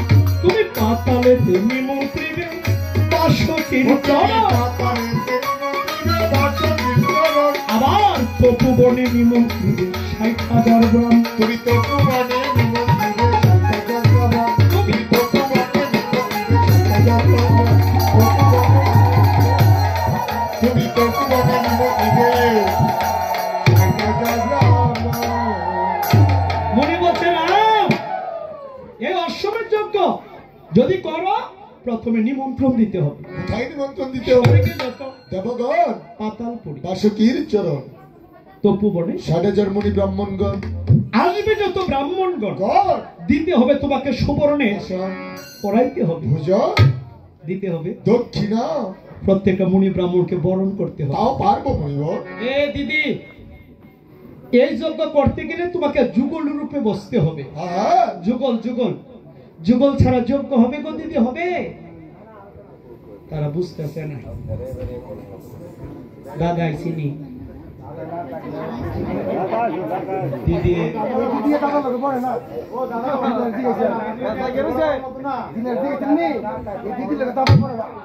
তো আমি কোন দিদি লেগে ধরলাম সবাই শত্রু তো শয়তানি করে তুমি আবার অভিশাপ দিয়ে না থামো হ্যাঁ আমরা দুষ্টমি করি তাইলে রামচন্দ্র যে যজ্ঞ করবো রাম যুগল ছাড়া কিন্তু তোমার যজ্ঞ হবে না রাম বলছে মুনি ঠাকুর এ দিদি এই যে রাধে রাধে হরি বল রাম বলছে মুনি ঠাকুর ঠাকুর যুগল লাগবো হ্যাঁ হ্যাঁ এ দিদি রাম বলছে মুনি ঠাকুর যুগল লাগবো হ্যাঁ তো আমার দ্বারা এই যজ্ঞ হবে না কারণ কারণ আজ থেকে 12 বছর আগে আমি রাম আমার সীতাকে বনে দিয়েছি। আজ সীতা নাই মোর পাশে, পুত্র নাই মোর কুলে, সীতা হলো বনবাসী। আমি রামচন্দ্র যজ্ঞ করবো কি মনের বিলাসে? আমার মনে ঠাকুর সীতা নাই, সীতা ছাড়া কেমন যজ্ঞ হবে না? মনে বলছে হবে না কেন? কি করে হবে? সীতার যখন হবে প্রয়োজন, বিশ্বকর্মাকে ডেকে স্বর্ণ সীতা করবে আয়োজন। বলো তো, সীতার যখন হবে প্রয়োজন, বিশ্বকর্মাকে ডেকে স্বর্ণ সীতা নির্মাণ করে তোমার বামে বসাবে।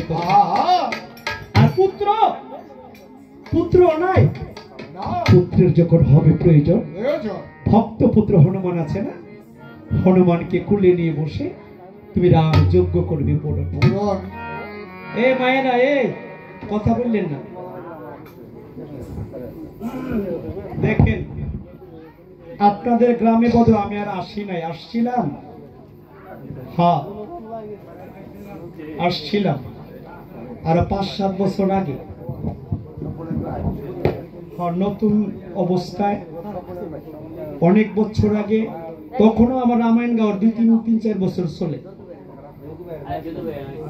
অনেকদিন পরে আসছি, এই যে আপনাদের গ্রামে আসছি না, আমরা কীর্তন যে এতক্ষণ করছি আমাদের অনেক ভালো লাগছে। আমরা সামনে যে গ্রামে যাবো, আমরা গিয়ে বলবো মণিপুর গ্রামে গেছিলাম রে। হিন্দু মুসলমান মায়েরা বাবারা যেভাবে আমাদের সেট দিয়া আমাদেরকে সুযোগ করে দিয়েছে, আমরা নীরবতা পালন করে ডিসিপ্লিন বজায় রেখে আমাদেরকে সুযোগ করে দিয়েছে, আমরা কীর্তন করে আনন্দ পেয়েছি। ও দিদি, আমি এমন শুনছি মণিপুর গ্রামের মায়েরা কত বলা, মণির মতো মাথার মন। হ্যাঁ, আপনাদেরকে মাথার মনে করে রাখলাম, কথা বলবেন না, আমাদের সুযোগ করে দেন। এবার কিন্তু যুগল ছাড়া যজ্ঞ হবে না। তখন মুনি বলছে, রামচন্দ্র সীতার যখন হবে প্রয়োজন, বিশ্বকর্মাকে ডেকে স্বর্ণ সীতা, আর পুত্রের যখন হবে প্রয়োজন, ভক্ত পুত্র হনুমানকে কুলে নিয়ে বসে তুমি রাম যজ্ঞ করো। হ্যালো, দেখেছেন? যুগল ছাড়া কিন্তু রামের যজ্ঞ পূর্ণ হতোই না। শুধু যজ্ঞের বেলায় না, যে কোনো ভাগপুর সভায় যাবেন, হরিসভায় যাবেন, কীর্তনে যাবেন, রামায়ণ শুনতে যাবেন, যেই কোনো ধর্মীয় অনুষ্ঠানে অংশগ্রহণ করবেন। নয়েশ্বরের দাদা একা একা কীর্তন শুনলে পূর্ণ হয় না দাদা? হয়। কি গো, হয় না? একা একা কীর্তন শুনলে হয়, যতটুকু পূর্ণ হয় ততটুকুই হবে। আর শাস্ত্র বলছে যদি যুগল রূপে বসে কীর্তন শুনতে পারো তাহলে পূর্ণ একটু বেশি হবে। হ্যাঁ, এটা সত্য কথা দাদা, যুগলে বসে ওমা তার একা একা কীর্তন শুনো পূর্ণ হয়। আপনার যতটুকু হয় ততটুকু হবে, কিন্তু যুগলে কীর্তন শ্রবণ করতে পারলে পূর্ণ বেশি হবে। কিন্তু আমরা আবার কপালটা যেই বালা গো। কেমন বালা? একেবারে বালা। কেমন বালা? ওই যে যুগলে কৃষ্ণ ভক্ত। আপনাদের মণিপুর গ্রামটা হয়তো বা ভালো, সব গ্রামই ভালো, কিন্তু কিছু কিছু জায়গার মধ্যে গেলে দেখা যায় সবাই ভালো, সব গ্রাম ভালো। কিছু কিছু জায়গায় গেলে দেখা যায় স্ত্রী যদি হয় একটু কৃষ্ণ ভক্ত, স্বামী পুরাই হয় আমার মতো ব্রহ্মদর্শ, ঠাকুরের প্রতি কোনো ভক্তি নেই। আবার কোন জায়গায় গেলে দেখবে স্বামী যদি কৃষ্ণ ভক্ত, স্ত্রী পুরাই হয়। দেবাংশী জগন্নাথ মন্দিরের দর্শন দূরে দিয়ে যাইব, কাছে দিয়ে গেলে যদি নমস্কার করেন লাগে।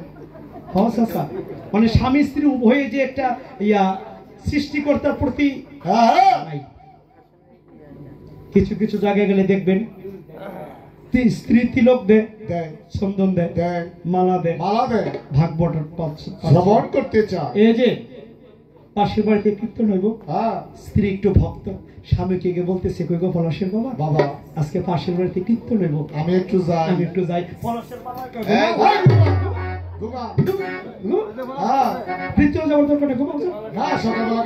সকালবেলা বাজারে যেতে ভাত রান্না করতে আসিনি কেমন।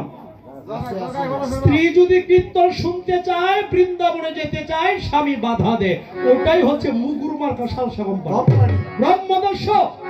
উনি নিজেও কীর্তন শুনবো না, হ্যাঁ স্ত্রীকেও শুনতে দিব না। আরো আছে কিছু কিছু জায়গায় গেলে দেখবেন স্বামী তিলক দেয়, দেয়, চন্দন দেয়, দেয়, মালা দেয়, মালা দেয়। পাশের বাড়িতে কীর্তন হইব, হ্যাঁ স্বামী যে বলতেছে কই গো, কই গো, মানে স্ত্রীর কাছে একদম নরম হইয়া হ্যাঁ যে আজকে তো পাশের বাড়িতে কীর্তন হইব, আমি একটু সারছে, চোখ ধমক দেওয়া লাগে না, চোখের ফাইল চাইলে বিলের মতো কে ঘুমাইতে। হ্যাঁ ও তোমার কীর্তন, এই কীর্তনের জন্য আমার বাবা মা তোমার লোকে বিয়ে দিয়েছে। এই লেগে তোমার ভাবতাছি কষ্ট করে কীর্তনটা। আপনি এটা আবার কোন কথা এটা বলছেন? আশা কথা কইছি বিষয়। কে ফালতাছে? এটা বই বলে বই, যেটিয়ে বই মনে করে জামাইয়ে বই কথা হুমে এদি বই। ছেলে এটা মারফুলা, বইবু মারফু। আমি কে বইবু, আমি কে আমি কাল লাগে এটা নেন তার আপনারা স্বর্গবাসী নিব নাকি না আমরা বৈকুণ্ঠ নিব? আরে যাইবে 10 মাস 10 দিন করবে ধারণ করে, এত কষ্ট করে লালন পালন করে গুছাই এত বড় করে বিয়া শাদী করা, ওই বউটা অনের পরে বউর কথা শুনে, মানে মার কথা না শুনে বউর কথা শুনে, এডি আমি বউর ফুট কই, এডি বউর ভালো বউ। সবাই না, আমি সবার কইছি নাকি আমারও তো সেকেন্ডারি কইছি। এর কথা কেউ রাগ করে না, আপনাদেরকে বলে নাই। এমন কিছু কিছু আছে, হ্যাঁ আছে কিছু কিছু শ্বশুর শাশুড়িরা ভাত কাপড় দেয় না, সেবা যত্ন করে না, একাদশী করবা, ভাগবত পাঠ শ্রবণ করবা, কীর্তন শুনবা, সব বৃথা যাবে যদি বাবা মায় কষ্ট পায়, শ্বশুর শাশুড়ি কষ্ট পায়। ওমা জেতা ভগবান না তারা সন্তানের কাছে, বাবা মা, স্ত্রীর কাছে স্বামী, গুরুদেব, শ্বশুর শাশুড়ি। ধর্ম কাজ তো করবো, অবশ্যই করবো, গোবিন্দ সব দেখে না, তো জেতা ভগবান গুলাকে কষ্ট দিয়া হ্যাঁ তুমি তোমার শ্বশুর শাশুড়িকে ভাত কাপড় দিবা না, মনে রেখো ক্ষেতের চা খেত ভাঙবো, লাইলে তুই জীবনও ভাঙবো। তুমি তোমার শ্বশুর শাশুড়িকে কষ্ট দিছ, সম্মান দিছ না, তোমার ছেলের বয়স জীবনও তোমার সম্মান করবে। আবার দেখবেন বাবা মার সেবা যত্ন করে নাই, তোমার ছেলে এসে তোমার এই জীবনের সেবা যত্ন করবে। স্ত্রী কৃষ্ণ ভক্ত হলে স্বামী অভক্ত হয়, স্বামী কৃষ্ণ ভক্ত হলে স্ত্রী অভক্ত হয়, স্ত্রী কৃষ্ণ ভক্ত হলে স্বামী অভক্ত হয়। সচরাচর আবার কিছু কিছু দেখা যায় যেই ঘরে স্বামী স্ত্রী উভয় কৃষ্ণ ভক্ত হয়, মনে রাখবেন ওই ঘরে একটা কৃষ্ণ ভক্ত সন্তানের জন্ম হয়, সম্ভাবনা থাকে। আর একটা বংশের মধ্যে, একটা ঘরের মধ্যে যদি একটা কৃষ্ণ ভক্ত সন্তান থাকে, তার 14 পুরুষ যদি নরকবাসী হয়ে থাকে, কৃষ্ণ ভক্ত সন্তানের কোণে উদ্ধার হয়ে স্বর্গে গমন করে। মনি বলছে রাম তোমার তো সীতা নাই, যাও স্বর্ণ সীতা বানাও, হনুমানকে পুত্র রূপে কুলে বসা, যজ্ঞ করো। আচ্ছা রাম, এই যজ্ঞে প্রথম বিধান হলো নিমন্ত্রণ। নিমন্ত্রণ ছাড়া যজ্ঞ হবে গো মা? যজ্ঞ করে নিমন্ত্রণ করতে হবে না? এমন সময় সুমন্ত্র সারথী এসে বলছে প্রভু আমার আছে ছোট্ট একটা রথ, এই রথে করে স্বর্গ মর্ত পাতাল ত্রিভুবন আমি নিমন্ত্রণ করবো। রাম বলছে তাহলে আমি সবাইকে চরণজল করাবো। লক্ষণ বলছে আমি সবাইকে নিজ হস্তে বরণ করবো। ভরত বলছে দাদা যত মুনি ব্রাহ্মণ আসবে আমি সবাইকে ভোজন করাবো। শত্রুঘ্ন বলছে রাম দাদা আমি সবাইকে বসিতে রত্ন সিংহাসন দিব, বিশ্বকর্মা খবর পাঠিয়েছেন স্বর্ণ দিয়ে যজ্ঞস্থল নির্মাণ করবে। ঠিক আছে ভক্তগণ, রামচন্দ্র করবে অশ্বমের যজ্ঞ। এবার আমাদের নিমন্ত্রণ করতে হবে স্বর্গে যত দেবগণ, পাতাল পরি, বাসুকির চরণ, তপোবনে 60,000 মুনি ব্রাহ্মণগণ।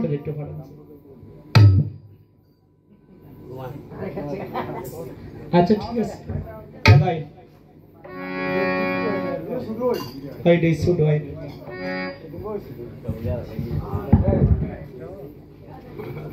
শুরু মনে হয় বিয়ে বিয়ে পছন্দ করতে বিয়ে করতে না হ্যাঁ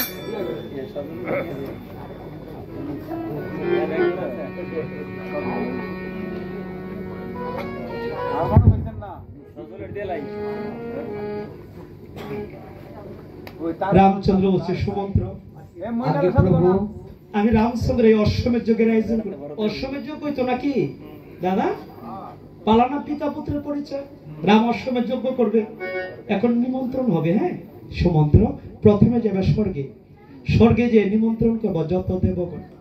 আগে প্রভু পাতালপুরী, বাসুকির চরণ, তপোবনে 60,000 মুনি ব্রাহ্মণ।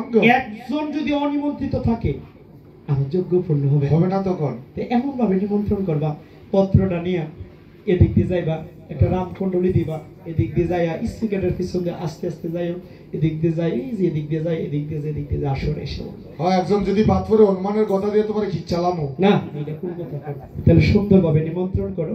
রামচন্দ্র করবে অশ্বমেধ যজ্ঞ। সারথি সুমন্ত্র পত্রখানি মাথায় নিয়ে উড়ো চলে যাচ্ছে। কিভাবে কিভাবে চলে যাচ্ছে?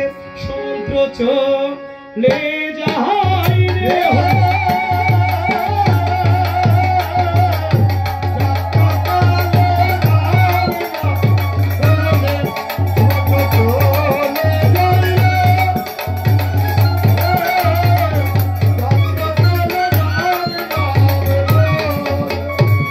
ওই আজ স্বর্গে যাইয়া নিমন্ত্রিল যত দেব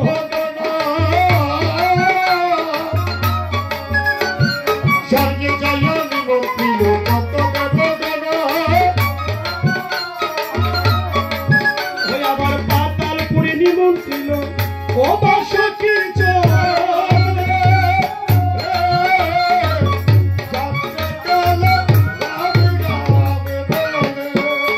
আজ পাতালেতে নিমন্ত্রিল বাসকির চরণ।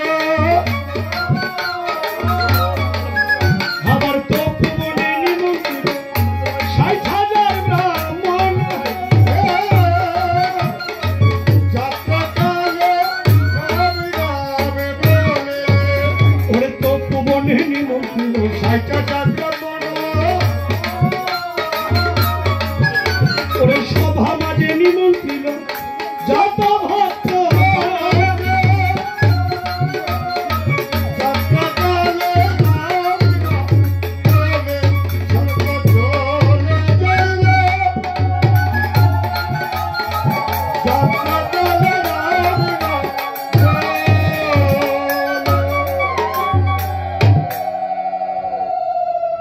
ভক্তগণ সারথি সুমন্ত্র পত্রখানি মাথায় নিয়ে প্রথমে গেল স্বর্গে স্বর্গে যত দেবগণ পাতালপুরী বাসুকীর চরণ তপবনে ৬০,০০০ মণি ব্রাহ্মণ সবাইকে করেছে নিমন্ত্রণ। নিমন্ত্রণ করে সুমন্ত্র ভাবে মনে মন, মন আমি যে সবাইকে করেছি, নিমন্ত্রণ কোন ব্রাহ্মণ অনিমন্ত্রিত আছে কিনা আমাকে একবার দেখা প্রয়োজন। দরকার।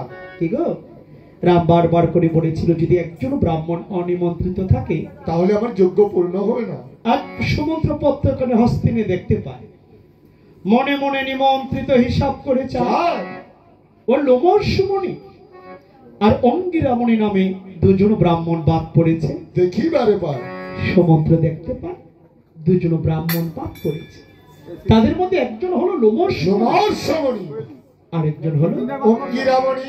সমুদ্র মনে করে ভাবনা ভাবনা দুজন ব্রাহ্মণকে নিমন্ত্রণ না দিলে রামের যোগ্য প্রভু আমার যোগ্য পূর্ণ হবে না। আমি যাই। লোমসমণি আর অঙ্গিরামণিকে আবার নিমন্ত্রণ করে আসে। ভক্তগণ সমুদ্র পত্রখানি মাথায় নিয়ে লোমসমণির আশ্রমের দিকে রওনা হয়ে কিভাবে যাচ্ছে?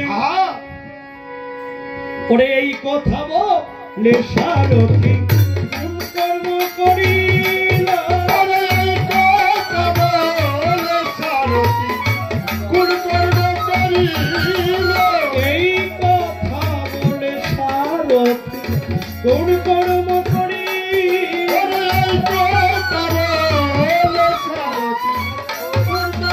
করিল, লোমসমণির কাছে গিয়ে দর্শন দিল।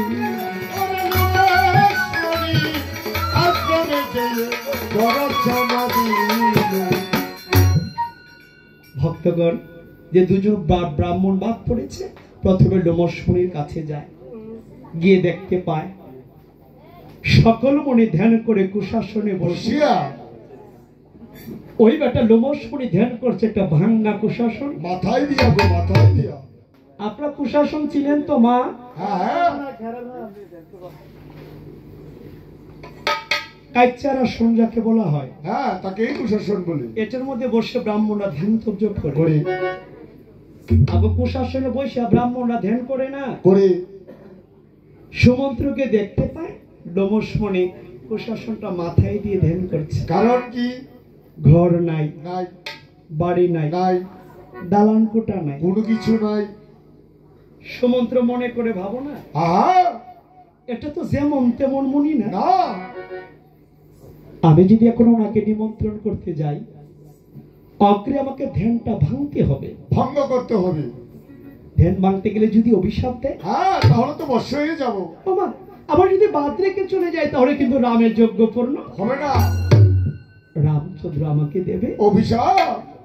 সুমন্ত্র ভাবে দেখছি এদিকেও বিপদ, ওইদিকেও বিপদ।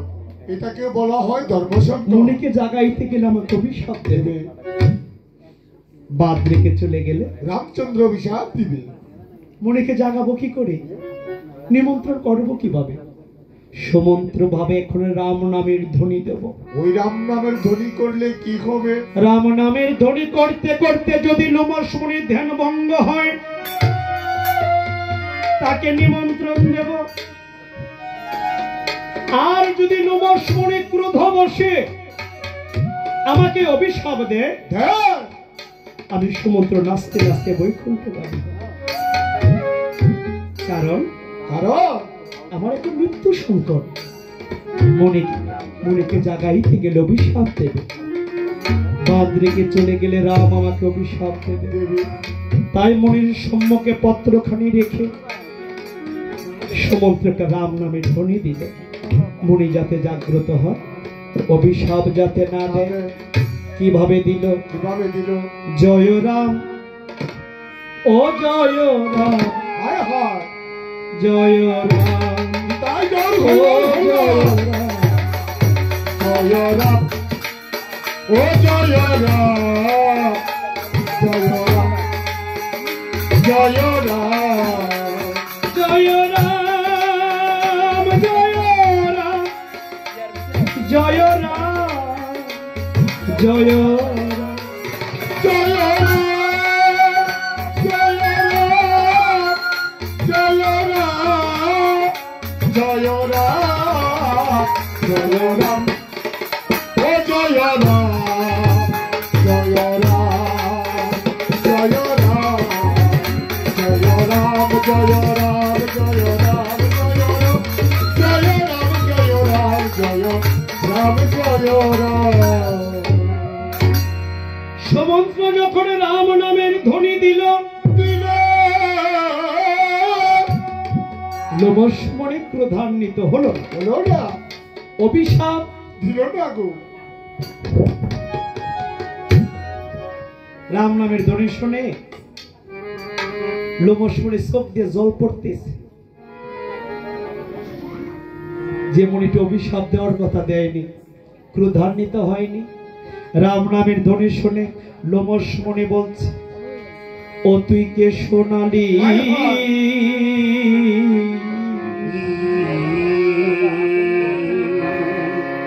রাম নাম বাচারে, ও বাচা আবার বল রে,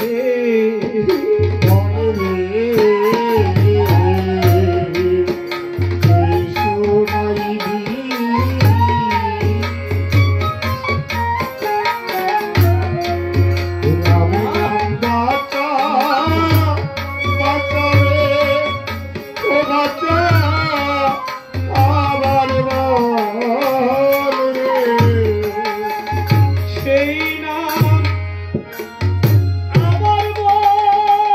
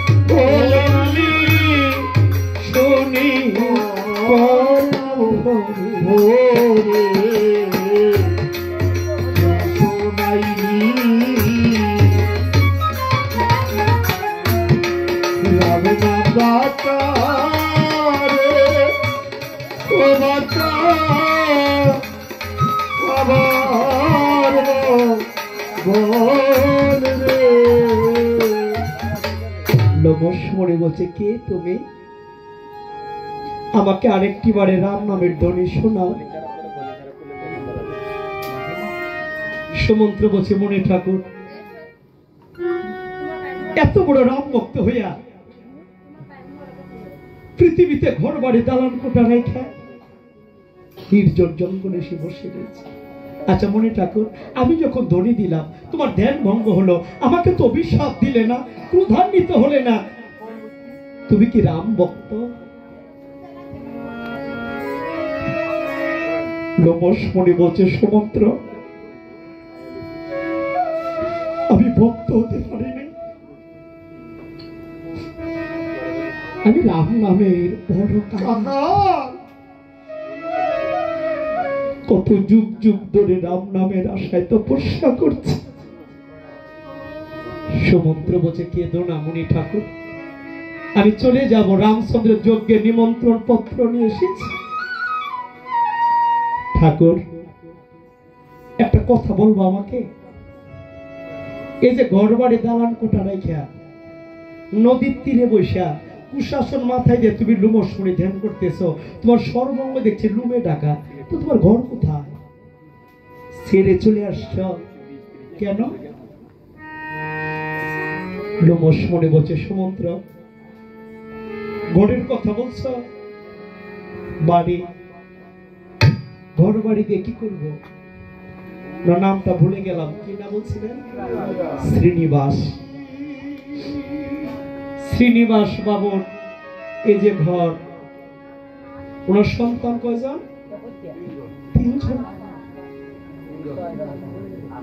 তিনজন। একটা ছেলে দেশে নাই, বাহিরে আছে, বাবার মুখটা দেখে নাই। শ্রীনিবাস বাবুর জীবনে কত আশা ছিল, ছেলে বাড়িতে আসবো, ছেলেরা বড় হইব, কত সুন্দর ঘর করছে, তারা নিয়ে সুখে শান্তিতে দিন কাটাবো। কই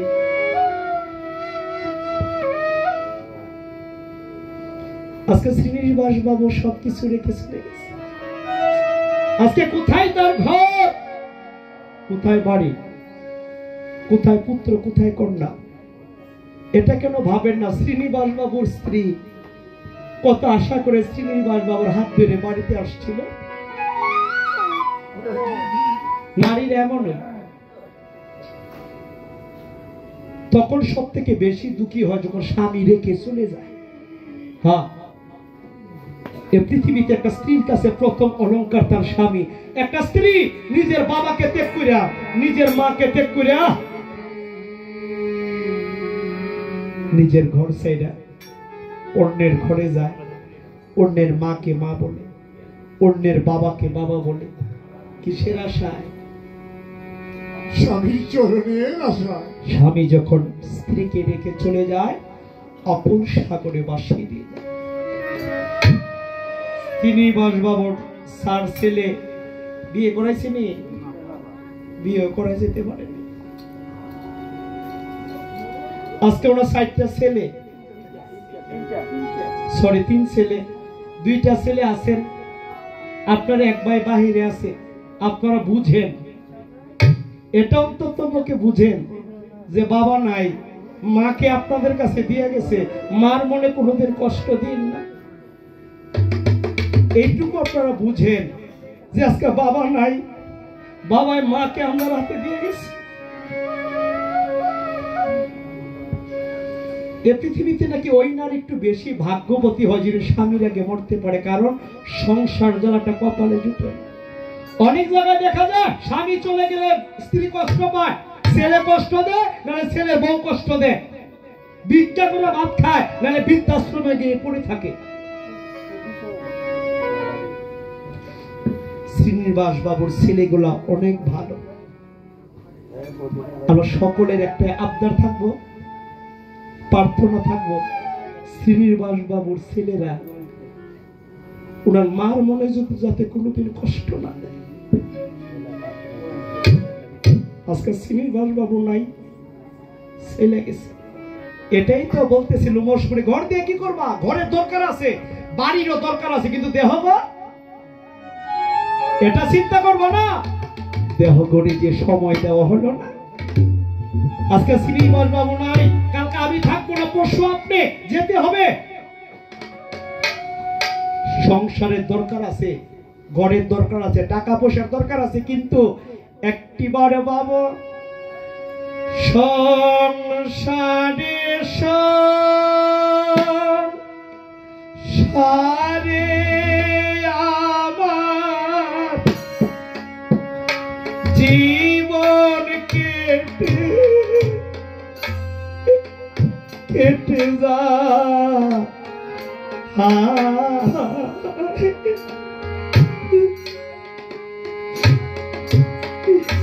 আর কবে ডাকিব আমি আমার কৃষ্ণ শ্যামরা,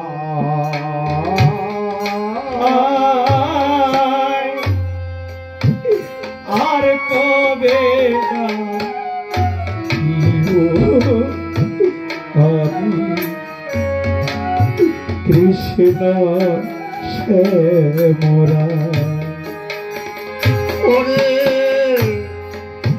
সংসারে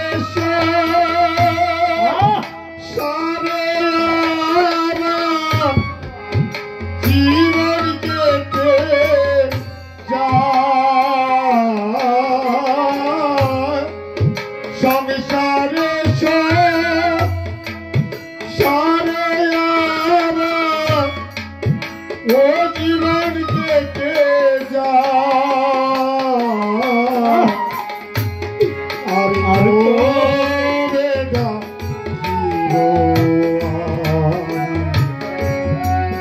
কৃষ্ণ শ্যামরা, আর কবে ডাকিব আমি কৃষ্ণ শ্যামরা। ওরে সংসারে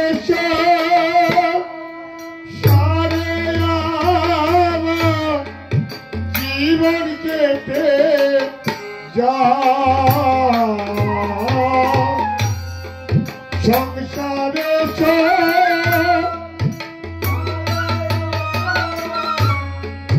জীবন কেটে যায়, আর কবে ডাকিব আমি কৃষ্ণ শ্যামরা। ওরে ডাকবো তোমায় ভবে এসে, আমি দিয়েছিলাম কথা, এই মায়ার জালে পরে আমার সকল কর্ম বৃথা।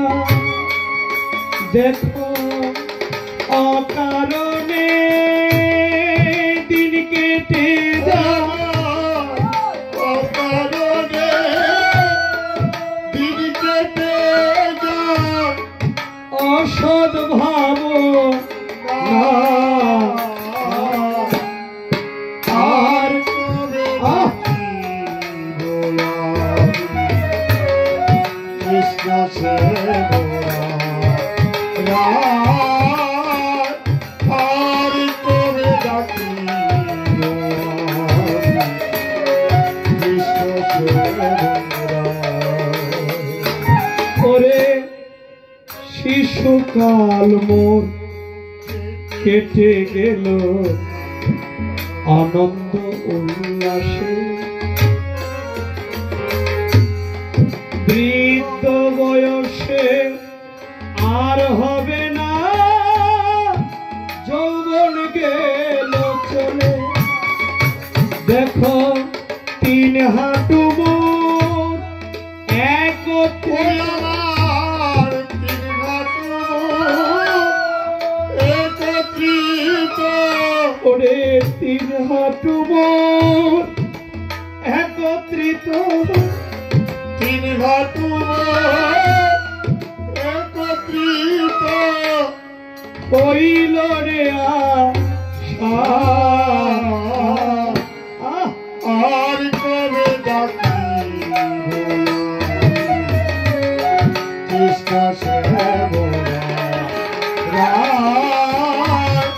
আর কবে ডাকি কৃষ্ণ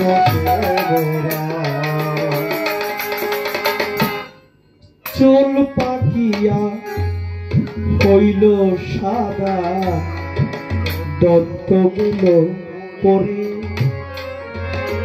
এখন হাইটা যাইতে পা চলে না চলতে হইরে ধীরে দেখো এখন আমার মরণ দোষ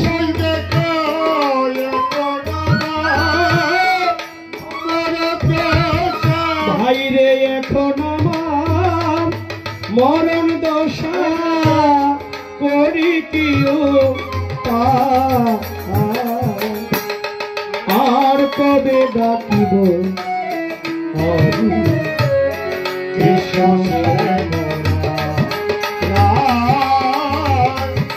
আর কবে ডাকি কৃষ্ণ ওরে দিন থাকিতে করতাম যদি গোবিন্দের ভজনা শেষকালে মোর এই দুর্গতি কপালে হতো না ওই গৌতমের দেহ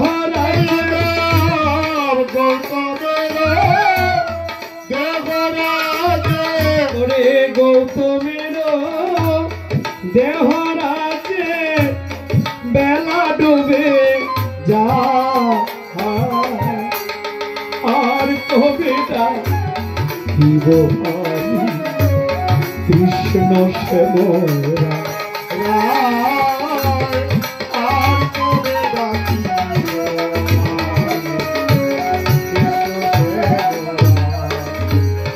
ওরে সংসারে সারে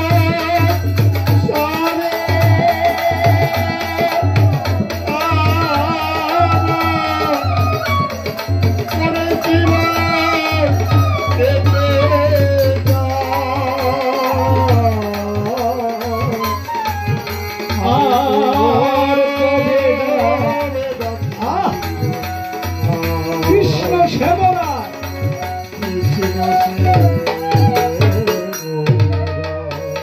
নমস্কারে বসে সমুদ্র সবকিছু ছেড়ে দেখতে চলে যেতে হবে ঘরের দরকার আছে বাড়ির দরকার আছে এগুলোর কথা ভেবো কিন্তু দেহগড়ের কথা চিন্তা করো সমুদ্র বসে মনে ঠাকুর আচ্ছা ঠিক আছে এই যে মরণ মরণ করতে আসো তুমি লোমস মনে কবে মারা যাবো নিজের দেহের খবর রাখছো কোনোদিন কবে মারা যাবা লোমস মনে বলছে কবে মারা যাবো সঠিক দিনটা তোকে বলতে পারো তাহলে একটা হিসাব দিতে হিসাব দিতে পারি শুনবি হ্যাঁ হ্যাঁ শুনবো এক কথায় যখন 60,000 বছর পূর্ণ হবে হ্যাঁ তখন আমার গা থেকে একটা লুমের পতন হবে যেটা বরাবর করলেই বার্তাতে আমার গা থেকে একটা পশম পড়লেই মারা যাবো না না এক পশম পড়লে তুমি মরবো না তাহলে 60,000 বছর গেলে এক পশম আবার 60,000 বছর গেলে তখন করবি না তাহলে তখন আরেকটি লুমের পতন ঘটবে আচ্ছা আবার 60,000 বছর গেলে আরেক পতন ঘটবে তখন আমি মরবো না তাহলে এমনি ভাবে করতে করতে করতে করতে করতে করতে করতে করতে যদি আমার সমস্ত লোমের পতন না হবে হ্যাঁ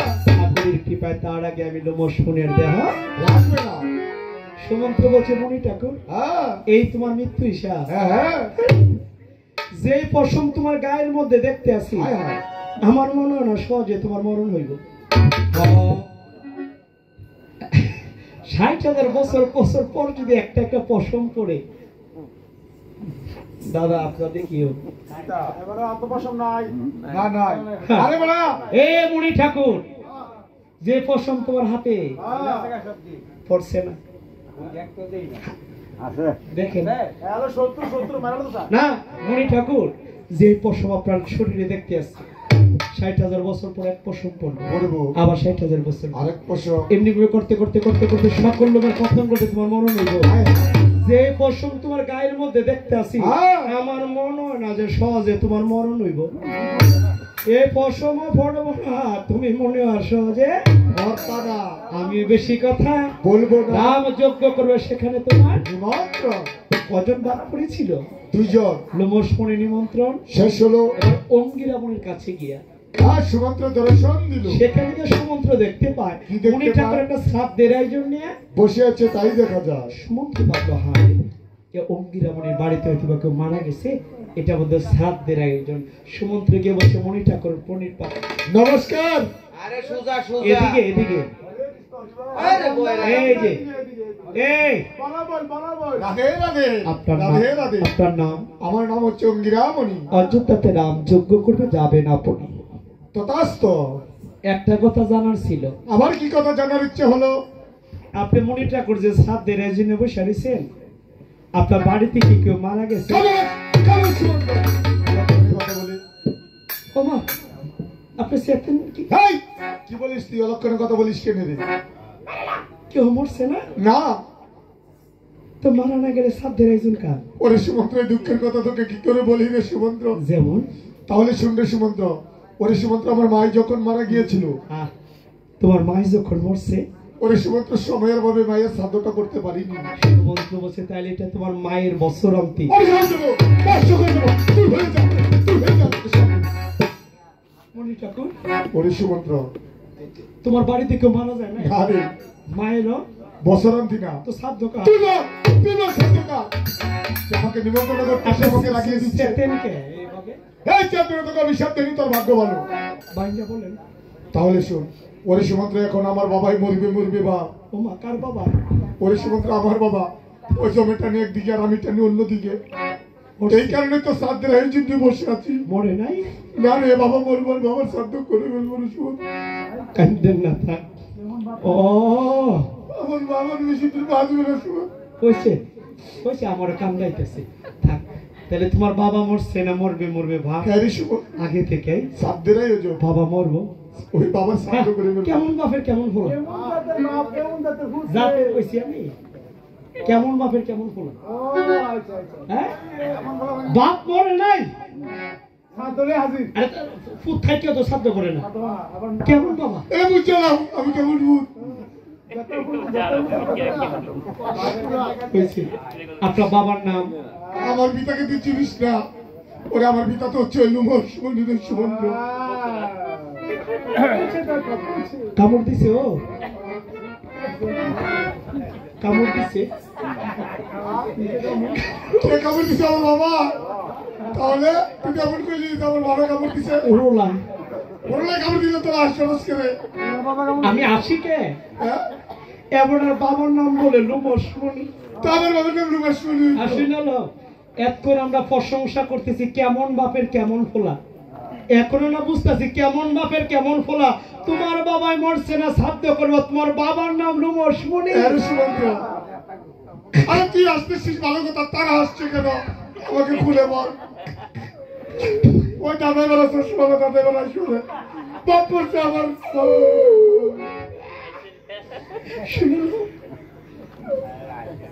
এরা আসতেছে এই কারণে। কি কারণে বল? তোমার বাবার নাম লোমসমণি। হ্যাঁ, একটু আগে তোমার বাবার নিমন্ত্রণ করতে গেছিলাম, জিজ্ঞাসা করছিলাম কবে মারা যাইব। আমার পিতা কি বলেছে সুমন্ত্র?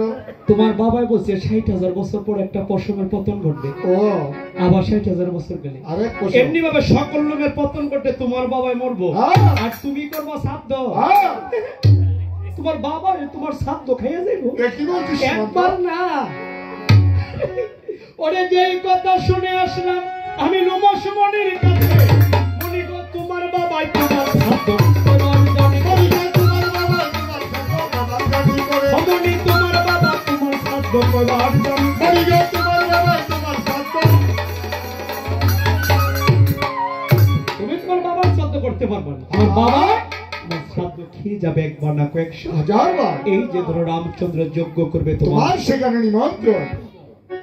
মণিপুর গ্রাম থেকে হিন্দু মুসলমান আমার পিতৃ সমতুল্য মায়েরা বাবারা আমরা পিতা পুত্রের পরিচয় পালা কীর্তন করতেছি। হ্যাঁ, যজ্ঞ করবে রাম, পালার নাম পিতা পুত্রের পরিচয়। এতক্ষণ যজ্ঞের নিমন্ত্রণ হয়েছে স্বর্গমর্ত পাতাল, স্বর্গ থেকে আসছে যত দেবগণ, পাতালপুরী বাসুকীর নাগর। আমার কথাগুলো শুনে তপোবন থেকে আসছে ৬০০০ মণি ব্রাহ্মণ, অযোধ্যাতে যারা আসছে বসিতিদির রত্ন সিংহাসন। এ দিদি,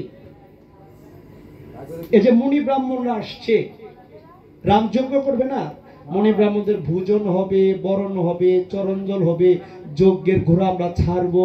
যজ্ঞের ঘোড়া উত্তর দক্ষিণ পূর্ব পশ্চিম যাবে, রাজ্য রাজ্য ভ্রমণ করবে, লবকুশ ঘোড়া বাঁধবে, পিতা পুত্রের যুদ্ধ হবে, পরিচয় হবে না? হবে। হবে না বোধ হবে? হবে হবে। ঘুমাইতেছেন নাকি? আও না, এটা স্বামী ভক্তি, স্বামী ভক্তি। আপনি এটাও বুঝেন না?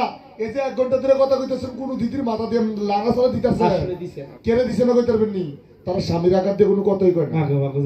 এই যে আসলে যে নীরবতা, তারা আজকে ঘর মিলে দিল তাই।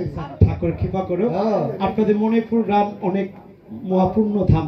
এ মায়েরা এখন যে যজ্ঞ করবে দাদু, নিমন্ত্রণ যে করলাম, মুনি ব্রাহ্মণরা আসছে না? আসছে। 1 ঘন্টা ধরে নিমন্ত্রণ করলাম, মুনি ব্রাহ্মণরা আসছে। আসছে। এখন ভোজন করাইতে হইব নি? ভোজন ছাড়া পাঠাই দিবে না। এ দিদি, মুনি ব্রাহ্মণরা যে আসছে, এখন ভোজন হবে না? হবে। এখন মুনি ভোজন হবে, ভোজনের পরে বরণ হবে, চরণজল হবে, যজ্ঞের যত কার্যক্রম আছে সব হবে, তারপর রামচন্দ্র যজ্ঞের ঘোড়াটা ছাড়বে। ঠিক আছে? ভোজনে কি যেতে পারি? হ্যাঁ, আচ্ছা। আমরা একটা মিলের মধ্যে আসছি, খুব সুন্দর একটা মিল। এদিকে মণি ব্রাহ্মণরা, এতক্ষণ আমরা চিল্লাই নিমন্ত্রণ করলাম, মণি ব্রাহ্মণদের ভোজন হবে অযোধ্যাতে। আপনারা যে আসছেন মণিপুর গ্রাম থেকে, বৈষ্ণব সাধুগুরু হিন্দু মুসলমান ভাই বোন বৌদি যারা আসছেন, রামচন্দ্র যজ্ঞ করবে। এখন সকল মুনি ব্রাহ্মণদের ভোজন হবে, বাড়িওয়ালারা চা প্রসাদের ব্যবস্থা করেছে। এখন আপনাদের কি আদেশ দাদা? একটু বিরতি দিতাম। আসলে আমরা দাদা, আমরা 1.5 ঘন্টা পারাটা কীর্তন করছি, আমাদের খুব ভালো লাগছে আপনাদের গ্রামে এসে। বাড়িওয়ালাদের অনেক ভাগ্য বলে, অনেক ভক্তের সমাগম। আপনারা 1.5 ঘন্টা আমাদের পারাটা শ্রবণ করেছেন। বাড়িওয়ালা করতে একটু বিরতি দিতাম, আধা ঘন্টা লাগে, 10-15-20 মিনিট, বা হাইস্ট গেলে আধা ঘন্টা। যতক্ষণই থাকে, যারা থাকবো, যারা চলে যাবো ধরে রাখতে পারবেন, মানুষ কর্মজীবী। কি গো, বিরতি দেই? আচ্ছা, আমার পরিচয় পত্র, আমাকে অনেকেই চিনেন। আমার নাম গৌতম চন্দ্র সূত্রধর, আমার বাড়ি কুমিল্লা ডিস্ট্রিক্ট মুরাদনগর থানা দারোরা। হ্যাঁ, যদি ভিজিটিং কার্ডের দরকার হয় আমার কাছে আছে, চেয়ে রেখে দেবেন। কার্ড না থাকলেও ইউটিউবে ঢুকে গৌতম রামায়ণ একটা সিরিয়ালে ভিডিও কীর্তন আসেন, প্রত্যেকটা ভিডিও স্ক্রিনের নাম্বার আছে, যোগাযোগ করতে পারবেন। আচ্ছা, আমরা বিরতি দেই। বিরতিতে গেলাম, ধরেন চা আনেন গো বাড়ির মালিক, চা আনেন গো বাড়ির মালিক, যেতে হবে অনেক দূর। কই মা গেছে বাজনা মোদের, কই মা গেল গলার স্বর, কই মা গেছে বাজনা মোদের, কই মা গেছে গলার স্বর।